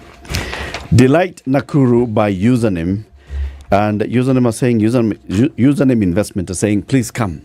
Because in Nakuru, we have this new project that we are developing and we're helping people to come and own homes here in Delight Nakuru. Can you send the word Nakuru to 20321? First of all, 20321. Send the word Nakuru. And then Delight Investment will get back in touch with you. They will tell you more about this Delight in Nakuru, 20 minutes from the CBD of Nakuru City. Nakuru is no longer just a town. It was a grown city. It has become a city. In Delight at Salga, 300 meters off the highway, you'll find this new development. There's a nice imposing gate. There's a perimeter wall that's been done. They're digging their borehole. There's power already pulled into the side. They're doing the main works there. The roads are being done, sewer system. An eighth of an acre is going for 799,000 shillings. You can pay a deposit of 80,000 shillings and clear the balance within 30 days, or you can talk about how else you could clear balance as long as you show some good commitment and you have some good arrangement with username investment. Maneno iko like that. Now we're talking about engineering works. Let's talk about engineering as a profession. In many times here we've talked about engineering is a discipline of solutions, looking at a problem and designing a solution and making sure that that solution then works. And we ask ourselves, Sasa Koni Kenya, all these problems. Should our president Hakuna engineer? Hakuna engineer. There's a whole faculty. Surely. At the University of Nairobi, you know, those of us who went to college when there was only one university, we have to stop and say, oh, sorry, the other university now. University. But there was this one university. Many. There's one person who knows about the engineers in the country because she is the registrar for all of them. The registrar and CEO of the Engineers Board of Kenya is Engineer Margaret Ogai. She's our guest for the next hour. Good morning, Engineer. Good morning. How are you? I'm fine, thank you. Welcome to the hot seat of the Situation Room. Thank you so much. It's engineered to make you comfortable. It is really comfortable. Very good. Thank very you. good. Yeah. City has the day's proverb. Yes. This week the proverbs are from Eritrea. Yes. You know, they even have an anthem.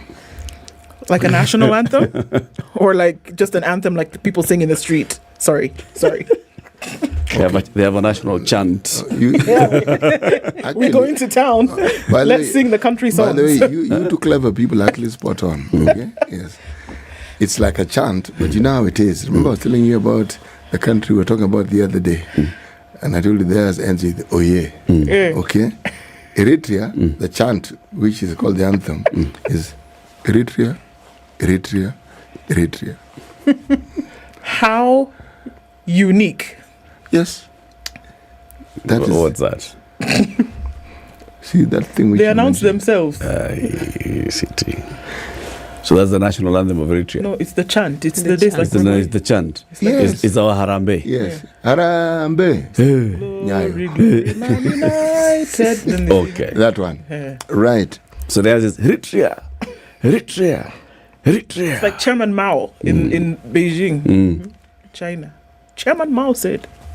Okay. Sorry. Next. The proverb. Okay. If an enemy learns your dance, he or she dances it in the crooked way.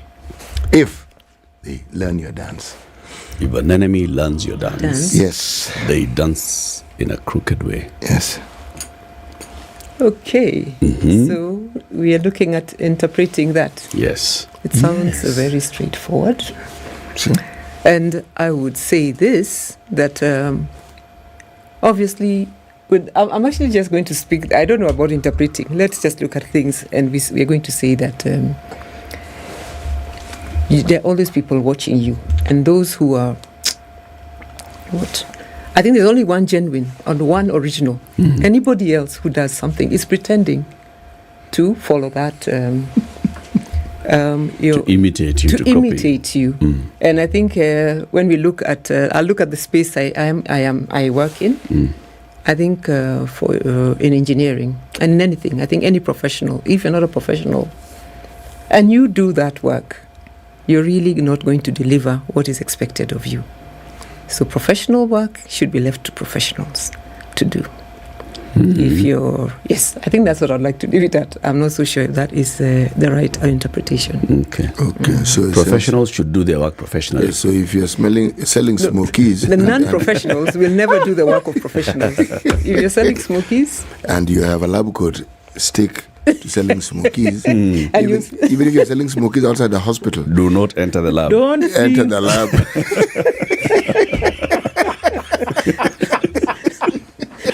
You see, it's even the work you're doing now. I think if I tried to do it, I wouldn't be able to do it. Yeah, it's a profession. It's something you have, a specialization. This one is easy. This one you can do.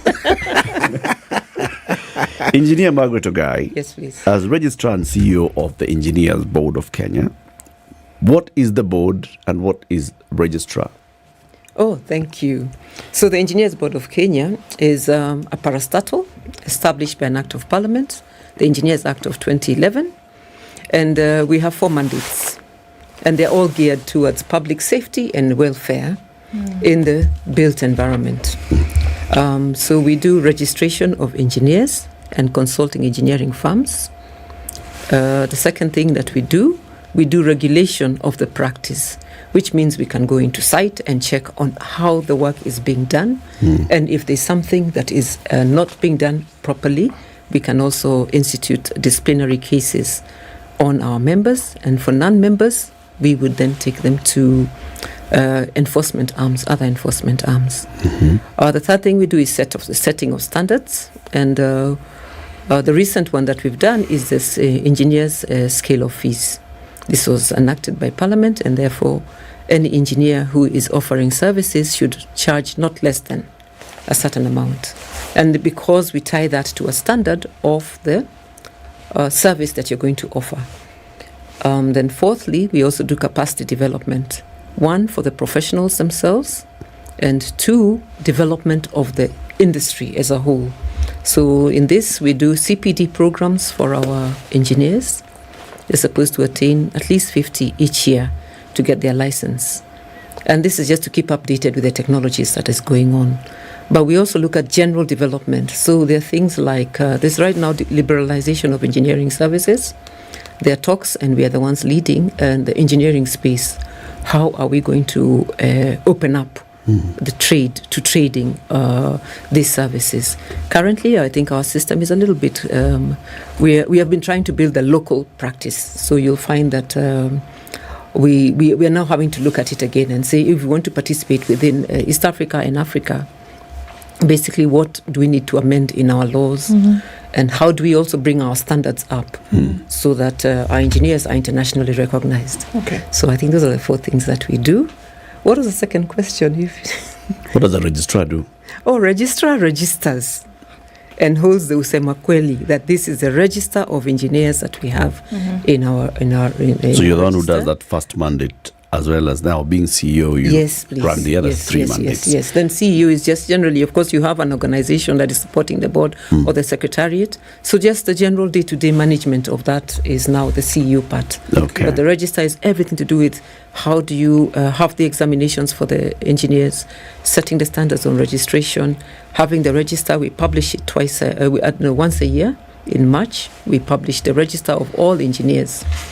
So that the public is aware who they could get services on engineering from. Yes. So who does this guide, right? Yes. Because the engineering sphere, you have quite a lot, isn't it? Yes. Civil, electrical, electronic. I mean, it goes across board. True. So who does this provide guidance for, and at what level?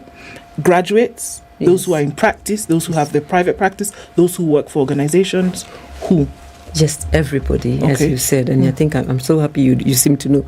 But once you graduate from the university, we register you as a graduate engineer. And for you to get employed in public spaces, and in many actually employers, they require a registration by the board as an engineer, so that they can give you engineering work. Now that, then we also have the professional engineers, like you said. A graduate engineer is meant to then practice for 3 years in the practice now to get the professional experience and independent practice. So for 3 years, then they'll come for an examination, become professional engineers. Minimum is 3 years. The professional engineers now can carry out independent design, drawings, submit them to county governments and all that. Yeah. So again, at the county governments now, they have the guidance. These are the people who can submit drawings and calculations for with structural engineering work, building services, mechanical, electrical work. And then so they also should rely on that list, and they do indeed. And then we have then, of course, consulting engineers. For you to run your own consulting firm, you have to be registered as a consulting engineer. So those firms, again, are the ones who are supposed to do engineering work. And this is client work, like, for instance, design of a highway, design of power systems and all of that. So again, we expect that our ministries, departments, agencies use this list to when they do the tenders. This is a list that they should be using. We have issued circulars through the PS. Our PS issued circulars to all our ministries. We call them MCDAs, ministries, departments, agencies, that this is a list that you should be using of people who are registered. Maybe to say this, of course, unfortunately, there's the rules. Rules are always there.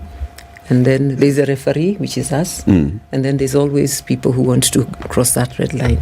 So unfortunately, we still have those who are engaging non-engineers to do engineering work. But we are trying to move into that space. Okay.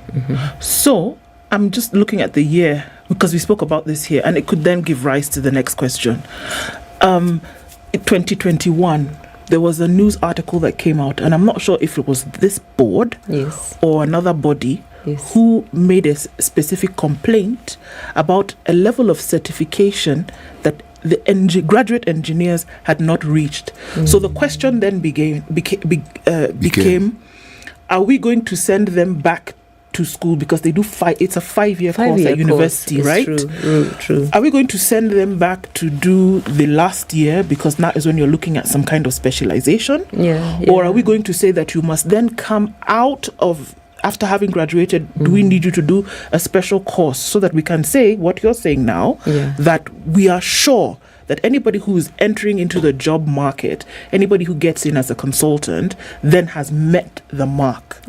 Because there was some complaining that at the university level, there's something here that these folks have not quite mastered, and we are not happy with that, to send folks out into the market. So, do you influence then what is taught at the university level to say, let's make sure that as we churn these people out, there should be no question about their certification when they finish? Okay, thank you. Actually, we regulate right from the full engineering value chain, from the education to the training, as I said, the 3-year training, and to the practice. And so what we have laws in this country. We have laws in our Engineers Act. We have a responsibility on recognition of engineering programs taught at the university. Only at the university? Yes, we don't deal with we don't deal with TVETs. Okay. We deal with the university level programs, because our value chain is to become a professional engineer. And so we apply that, and we have currently on our website 60 programs taught at our universities in about, I think, almost all the universities, 15 of the universities training these programs. They're recognized. I think what has happened in the last, then we have another law that is also very important, which is the Universities Act. And we have a Commission of University Education. And they also do accreditation, let's call this accreditation of programs. And they have accredited, so far, we just did an inventory the other day, around 100 programs. Yes. And so these programs, I think there was at one point, there was an impasse that you need to have double registration. And so these other 40 programs have not yet been submitted to the board for recognition. But I would like to say that this is something that is behind us. We have had a meeting with the head of public service and it has been agreed that we're going to work, we're going to be consulted, and we're going to resolve these programs which have not yet been recognized. So like now the second part of your question is then what do we do? Because we do have those who have graduated. Yes. We have also looked at this as a board, and what we've agreed is we are going to evaluate the content of these programs. And depending on the gap there is, we are working now with the Council of Engineering Deans and Principals, who is more or less a forum that also saw this crisis starting to come up, and we've been working very closely with them, and they are going to help us design some programs to bridge these gaps. Okay. And a number of the students actually out there, all the graduates and students who are there, are very willing to go for that extra markup. And so I think it's an issue that we are resolving. I'm very happy because we've already done, in the last 1 year, we've done 32 programs. We accredited or recognized 32 programs. 32 of the 40 extra. Out of the 60 that are fully on our list, 32 have just been recently either they did a revision of their curriculum, or they applied to us in the last 1.5 years. And we've managed to go to the universities, we've managed to accredit those programs, so we don't see a crisis going forward. And I think what also came out from that meeting is that we will need to be involved right from the curriculum development all the way to accreditation and audit, because so I think it's now very clear. I think what we've been having as a country is laws that are really not coherent, fit for purpose. Yes, they really, yes. You would have now education, I think to some point it would come up, and they have valid reasons, because they said they would, getting all these other bodies also coming and telling us, I'm a nursing, I'm from the medical, I'm a lawyer, and I want to go look at your programs. We've been told there has to be a coordination, and that is what the QUE will be doing for us. But we are going to be involved in the full process. And the reason is we really can't afford to have, as you say, a 5-year program. A very brilliant student, got his A's, is aspiring to be an engineer, gets into a program which then leaves out some fundamental issues. And you can't then send that person to the market, and they'll not be able to have the competency standards to design for you, for instance, a 60-story building. Yes. Can I ask this question? Yes, please. Madam CEO, the certification and everything that happens after, well, it's a two-pronged question, after the engineer has graduated, is it possible for the certification to be part of their course, so that by the time they actually leave, they have sat for those exams even as they are studying, so that you get a full package? When someone leaves the institution of learning, they already have the basics. Now you can graduate as you see fit. That's question number one. Question number two, who is the engineer? Who is the technician? Good. And which institution do you oversee, or do you oversee all institutions up to the village polytechnic? Okay, thank you. I think in what we have, engineering, I think, is not done by just engineers. We have engineers, engineering technologists, and engineering technicians. And the engineering technicians are graduates or from the polytechnics, yes, and they get a diploma. So they support the engineers, because an engineer, even if you've designed and you're going to supervise a certain project, when it comes to the drawings, the actual drawings, that you can delegate to the technician to prepare what your design is, isn't it? Also, when you go to site, if it is lab tests, they will pick the samples, take them to the lab. Again, we have now laboratories that are testing the materials. We have technologists at that level, and technologists is wide. You could have also physicists support engineers in the materials testing and design and all that. Then we also have engineering technologists. These are people who've done higher national diploma. And there's also a new program that was introduced, which is a Bachelor of Technology in Engineering. And so they also support the engineers through that. You see, there's at least higher level responsibility, but not quite the full design, and not the oversight over the engineering design that you've done.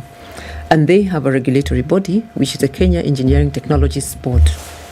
Yes, and is also domiciled at the Ministry of Roads.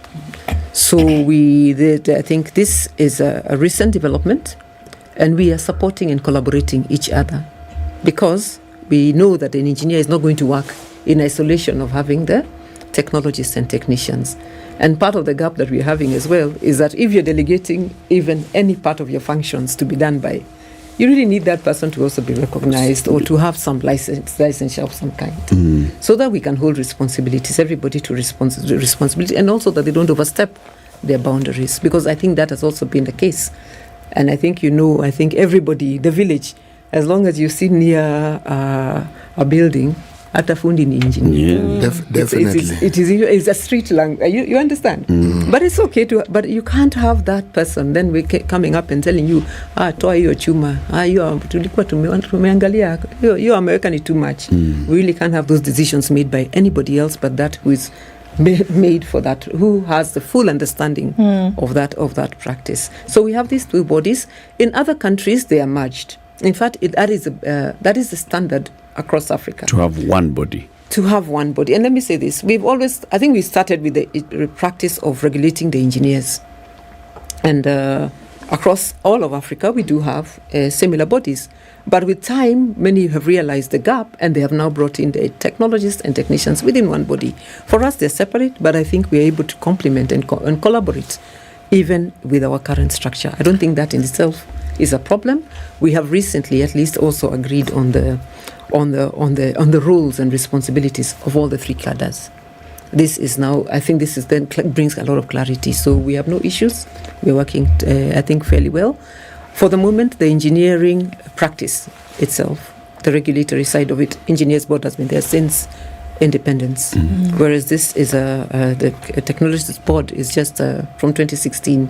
So they're still growing their numbers. They're pretty low. But we're there to support them, because what is happening is that in the absence of that, engineers are working with people who are not registered by anybody, and you can't also tell the competency standards. Let's take a break. Okay, thank you. There was part 2 of the question. Yes. You'll get into it after this All break. right, It's 29 after 9. Kenya's biggest conversation. Hosting engineer Margaret Ogai. Engineer Ogai is the registrar and CEO of the Engineers Board of Kenya. We are talking about the engineering profession and how they regulate and how we make sure that there are standards that are maintained for the profession in the country. Thank you. Ndu, Yes. fly us to holiday. How about we do that? So sometimes you're going to travel and you're going to travel with children, right? And you're not quite sure. So how exactly is this going to work when everybody wants this? Oh, I want to watch this. I want to eat this. Well, thankfully, when it comes to your flight, Emirates has everything taken care of. Do you have a fussy eater? No problem. They can tuck into tasty meals and they're perfect for their tiny taste buds. You won't hear a peep of "I'm bored" because there are over 100 dedicated kids channels that you can watch. It's non-stop fun all the way on board with free toys and cool activity packs. You do get so much more when you travel on Emirates Economy. Fly better with Emirates.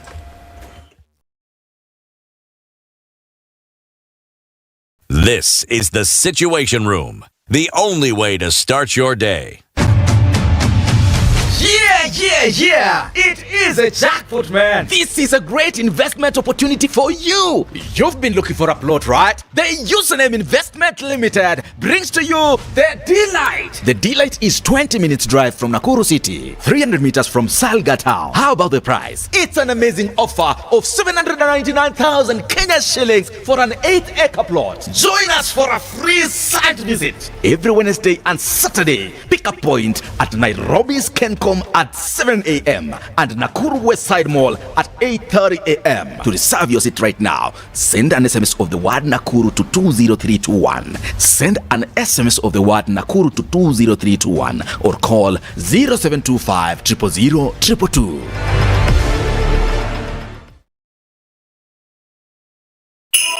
Looking for that perfect Christmas gift?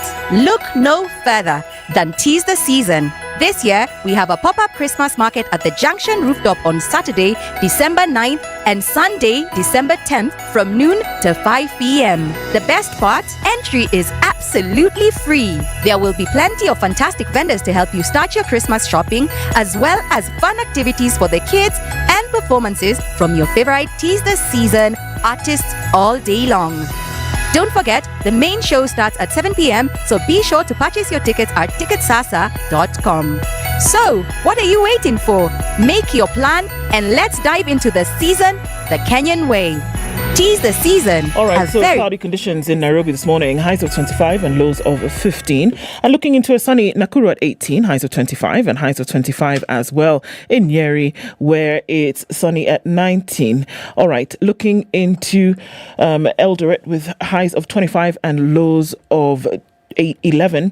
Looking into Mombasa, where it's sunny at 29 and sunny conditions at 29 as well in Malindi. It's sunny at 24 in Kisumu with highs of 28, and Kakamega will see highs of 28 where it's sunny at 22. The rain showers continue in Kampala at 22, going to highs of 27, and Dar es Salaam will see highs of 31 and lows of 25.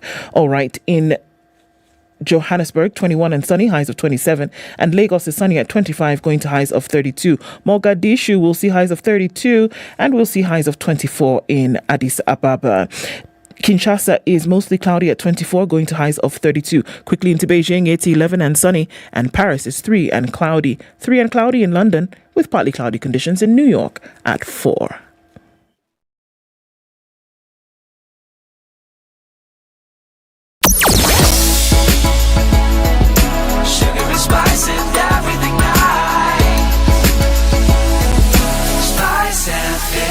Spice up your life. It has not been too bad this morning. Just a little bit left on Wayaki Way, and then coming in from the Thika Superhighway, some of it still left. And let's look then at now where that was on Peponi Road, where that was causing that traffic earlier. That seems to have fizzled out. Then coming into the city from Huru Highway, bits and bobs here and there, but I think for the most part, traffic hour has not been too painful this morning, right? Let's talk through the morning still. Spice FM KE on X.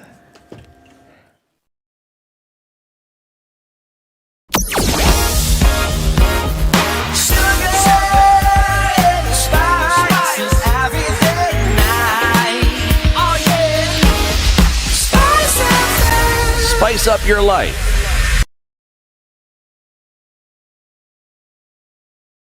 Mature, intelligent talk every morning. Spice up yourself. A conversation with Engineer Guy in the next 26 minutes. She is the Registrar and CEO of the Engineers Board. So, Engineer, there was a second part to Siti's question. I'm sure you remember it. Just remind me. Siti. Do not worry. You are not the only one who's forgotten. Even I have forgotten my question. The point that what I wanted to understand with the second part of the question was, when it comes to licensure, and you have technologists, you have technicians, and then you have engineers, and they're all working in the same industry, okay? They're working together. How streamlined is it? I was looking for the word to ask the question, how? Yes. Does it work with fits and starts, or is it something that has long been established? It's smooth and clear that, exactly. My role begins here and ends here, and then you take it up from here. Thank you. That question is very, very, very good. And I think I was going to say historically, I think there's been a lot of focus on regulating engineers, the overall. But we now realize that you have to work in partnership and in collaboration, very close collaboration with all the other paraprofessionals and support staff. And so in Kenya, historically, we were registering and regulating engineers and technicians up to 2011. Then the new act specifically was for the engineers. That created a gap. This was then addressed by forming the Engineering Technologies Board from 2016. And today we have two bodies regulating different parts of engineering, but I think we have clarity about the rules of each. In fact, this comes from the international level. We have the International Engineering Alliance, which has standards for engineer, standards for an engineering technologist, and for a technician, and different accords for that. Yeah, we have what we call the Washington Accord, Dublin Accord, and the Sydney Accord, all looking and setting standards about, one, the education, two, what is the practice, and what is the extent to which you practice. So I think we're just domesticating that in Kenya, and we are starting to have very serious look at what is the practice, And I think there's now much better clarity. For one, we have now come up with schemes of service. We found, even across the ministries, across public sector, there's a lot of differences. You'll even find sometimes an engineer placed and working as a technician. Sometimes somebody who has no engineering background is placed as head of the engineering function. And I think these are things we are now streamlining. So it's not very well streamlined, in short. But it is work in progress. And I think very good work in progress. And so all these different categories of engineers, so their licensure is separate and distinct. Yes. Which means that what their licensure allows them to do is also differentiated. Completely. Both by the Act. If you read the Engineers Act, actually, let me give it. We make it very, very simply. You know, designing of any facility, any infrastructure, whatever it is, even electrical, building services in a house, has got to be done by an engineer. Yes? The design of it. These drawings can only be submitted to the authorities by an engineer. Let me tell you why I smile, because I'm thinking of you put up a house and somebody purported to be an engineer, electrical engineer, and every time you switch on the lights, something goes off somewhere else. Yeah, something not only goes off, it goes off with a bang. Yeah. And you're not sure what exactly has gone wrong. Yes.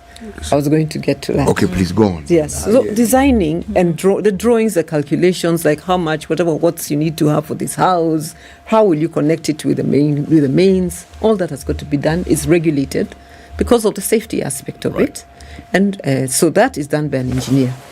And those drawings are submitted to the authorities that need to be submitted to. Mainly it is county governments or the authorities that we have. If it's a roads job, has to be done with the roads agencies. Then we come now to the implementation side. The engineer will be the overall supervisor of this work because he's trying to implement this idea that he had and to ensure the quality standards are met.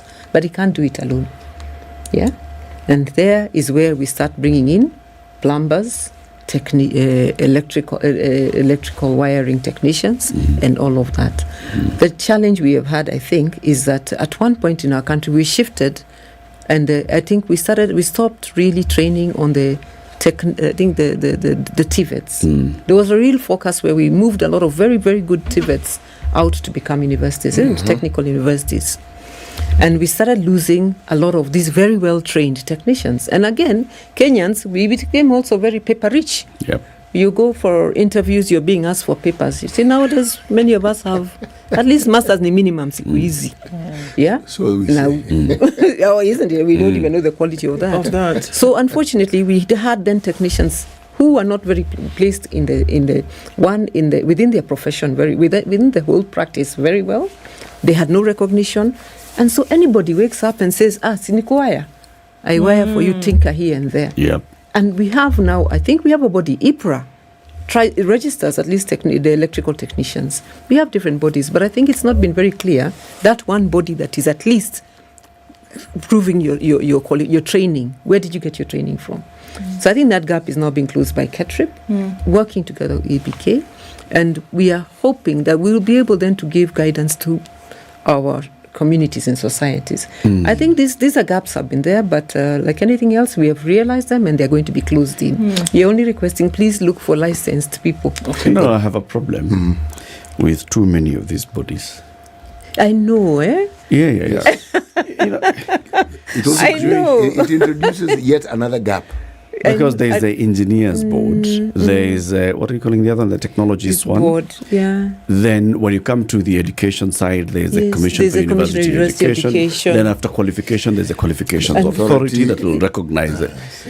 Too many things. That is what is leading. For example, just the example you've given us. Yes. The Commission for University Education has a mandate to regulate universities. Correct. Right? Yes. And to issue charters to universities. Correct. And to accredit programs in universities. Yes. And they'll check all those things. So you want to offer a degree in this and the other. These are the minimums. It's expected that the Commission for University Education would understand what is required of a university to offer a certain program. Okay. Let's say a BSc electrical engineering. Yes. That they would know you need at least a basic minimum of this number of lecturers, this is the curriculum for it, and all those things. Why do we need the engineers board to also come and interfere with that if a commission for university education has that mandate? Okay. It's the same question that we have with the commission for legal education. Yes.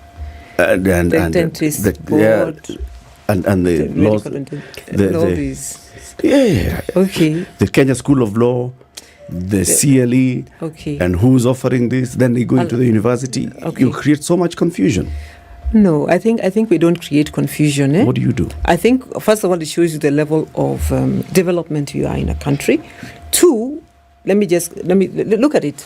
We know this professional practice, and this person is going to come later to get a certain practice and a certain competence level and fit into an industry to offer that service. Yes, I'm sure you'll be very reluctant to go to a doctor to get some treatment, and yes, you said you studied medicine. It's okay. That's a theory. Yeah, it's okay. And it should be. I think if it's done in a very collaborative way, obviously the QE would have found out what is the practice requirements. However, we have programmatic approach which is taken by QE, which is good. At the institutional level, they know what is required to run a university. Senate, all these quality requirements and all that. But professionals, remember, are also rapidly changing. The practice as is being offered today is very different from it was offered 20, 30 years ago. So it is very good to now collaborate with the person who is going to come out and fit into an industry needs to work with a professional for that industry fit. Okay. And the truth of the matter is, depending on the universities, this is a matter that has been also going on for a long time, and we found that in some universities, some very fundamental programs were not being trained. They were not being trained. And therefore, that person is not going to be able to then deliver on full engineering practice. And I've said how we're going to solve it. I see the gap so here what I would want to say is just that I think as government, we are now having a lot of one government approach, whole of government approach. And to me, having these different aspects is like the departments within one big organization. But they're not departments. The issue is we are now starting to work together. They are not departments. They are autonomous bodies. Yes, they are not departments. Because when you went to university, Faculty of Engineering was Faculty of Engineering. That was a department. Yes, exactly. Now imagine if you had Faculty of Electrical Engineering, Faculty of Electronic Engineering, Faculty of Mechatronics. You can say it is good, yes. But if all of them are semi-autonomous within that huge faculty, that's what I'm saying. Yes, then you work under one umbrella. Then everything's. But this is not what we have here. No, there's a practice which is regulated separately, and I think it is a good thing. And it is actually the standard. Even when you go out of this country, even a pharmacist was telling me, you cannot even go to study a master's degree in pharmacy because they will ask you, go back to your regulator and show us the degree that you attained. And unfortunately, the fact of the matter is we do have commercialization even of university education. That is also a fact. So the regulator is there, but you need the practice to also bring in the perspective of and I think in the spirit of our constitution, which is participatory, consultative. What is it that you would be finding so difficult as a standard for all of us to set, but allow me to bring in my voice? I think that's what we all need. I think the problem, engineer, is at the point of recognition that everybody wants to be the final say at a point. If, for example, the practice was contributing towards curriculum development and quality control, then you leave it at that. Correct. You're contributing there. Correct. And then this other body that is in charge of managing the oversighting of all universities and everything that's in there, they're getting in and indeed all this from that. But when it comes to the very end, I'm coming to register as a graduate engineer, and then you tell me, ati umetoka wapi? Unafanya hii na hii. Natiko wapi kwa university gani hii? And you're forgetting another thing, that now you also have people who have trained abroad and come to us. And that's why we did these international accords. Yes. So that your degree, if it is in Malaysia, if it is in UK or wherever, We have a standard to which we can look and say this is a full engineering program and it can be accredited. For me, these things we're talking about are things in the past. I've told you we are now coming up with a collaborative framework between professional bodies and the Commission of University Education. And we are, and I'm sure this is not, this, as I said, this reaches a point where there was a split. There was basically, I think we went very rights-based as a country. So everybody would sue the other person. And then I come in, I bring another law to override what you said, and you know how it was. I think we are now starting to see more coherence and more implementing of the spirit of the law. And so even this issue of getting somebody go for 5 years only to tell him his university program is not accredited, we've been given 3 months by the head of public service to resolve this matter, and we are doing it. And we will. Okay, so with all of these bodies that then still come together, as you've said, in the instance where something does go wrong, and culpability then lies at the foot of an engineer, who then does the common person go to for recourse? There's a building, something's gone wrong, and it comes to the responsibilities with the engineer. Who am I going to? Yes, you should. I think that is what we are there to regulate that space, and you should come and you should send us that information. So I'd like to encourage the members of public. I know quite often, I think there's a lot of confusion, and I think that's what you're saying. There's so many bodies, nobody quite knows who this responsibility lies. But if it is an engineer, and you're convinced this engineer is the one who either under-designed this thing, or even stole, you got money for the road. Yes, ate the money for the road.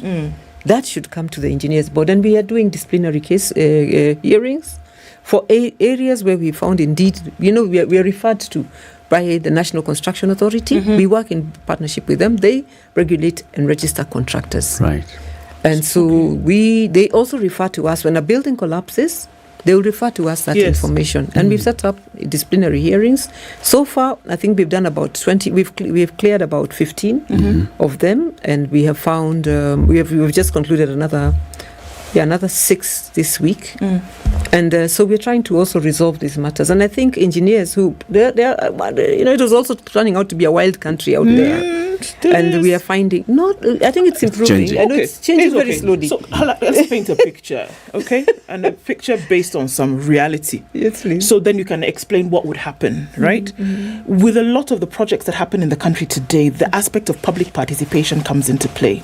So if you are constructing a road, for example, in a community, the members of the community then are called for public participation to say that government vested is going to do this road, vested in Kera, whichever one. In this case, let's pick Kura. All right? The engineer and all the other individuals are then listed, and they tell you we are going to build 2.1 kilometers of road. We are going to do it from point A to point B. We are going to include this other road, and at the end of the day, the point is to have tarmac from point A to point B. We have told you, we've given you the measurements, we've given you the specifications. The site engineer is this. The adjunct engineer is this person. The engineer is the person who essentially is the man or woman on the ground for the duration of the project. Halfway through the project, Gafla being Vu, we decide that 2.1 kilometers becomes 1.2 kilometers. 1.2 estimated still. Because the sun shone on the west today instead of the east. All right? And we say that is how we are going to do it, and we finish and we go. Where we will find you, we do not know. So contractor is out of sight. Finish. After doing 1.2 kilometers instead of 2.1. Yes. Meanwhile, there was public participation. Everybody signed. Agents. There was even a contract that was for 2.1 kilometers. Contract has come from the Ministry of Roads. Everything done. Assigned. And not only 2.1, with the details of what you're talking about. How it will be done, covered, we will beautify, we will put that barbed wire that does things. We'll do all of those things. We'll even plant flowers, short of putting garden gnomes there to be smiling at you. Now, what happens? Because engineer is the one who's talking to everybody. People drive by, our road is being done. Engineers and say, yes, good morning, madam, yes. But then now, 2.1 has become 1.2. So who are we supposed to talk to? Because engineer has been talking to you all this time when the road has been being constructed. But now we've left it halfway and we've told you we'll come back in September, we'll finish. Who are you having a conversation with at that point? Because like we said, it's not just in the structure, in the knowledge, expertise of this thing, it's also in the behavior. Definitely. So how does There's that a lot happen? of ethics, and that's why I said we do take our engineers to task when we receive a complaint that meets a certain threshold. We'll definitely open an inquiry. Independent committee will look and discuss this. We are also now looking at being more proactive because I think what you're also talking about is a full accountability for this engineering work. And we want to have standing committees in the county governments, which we establish experts. We have accredited checkers who can do an independent review of what went on. And to me, and you know, this particular case you're bringing out, I'm sorry to say that it also involves a little bit more. It's more of a governance issue and accountability. So there are many other bodies that will come into play because it could have been that there was a financial propriety, isn't it? Yeah. It could be something to do with that. And so I think this particular one, I would rather that we deal with it. Like, if we get a complaint, we'll definitely look at the threshold. What happened? Why did it happen wrong? Because sometimes it also means that there's no fund. You know, these are public bodies and they're funded publicly. Maybe the budgets that were given, the budgets that were allocated were never quite. They were revised halfway through. So the engineer is also left in a difficult position. He's told, now instead of the 800 billion, you've got to work within 300 million. It happens. So it can only be then. So what do? You start redesigning or saying, let's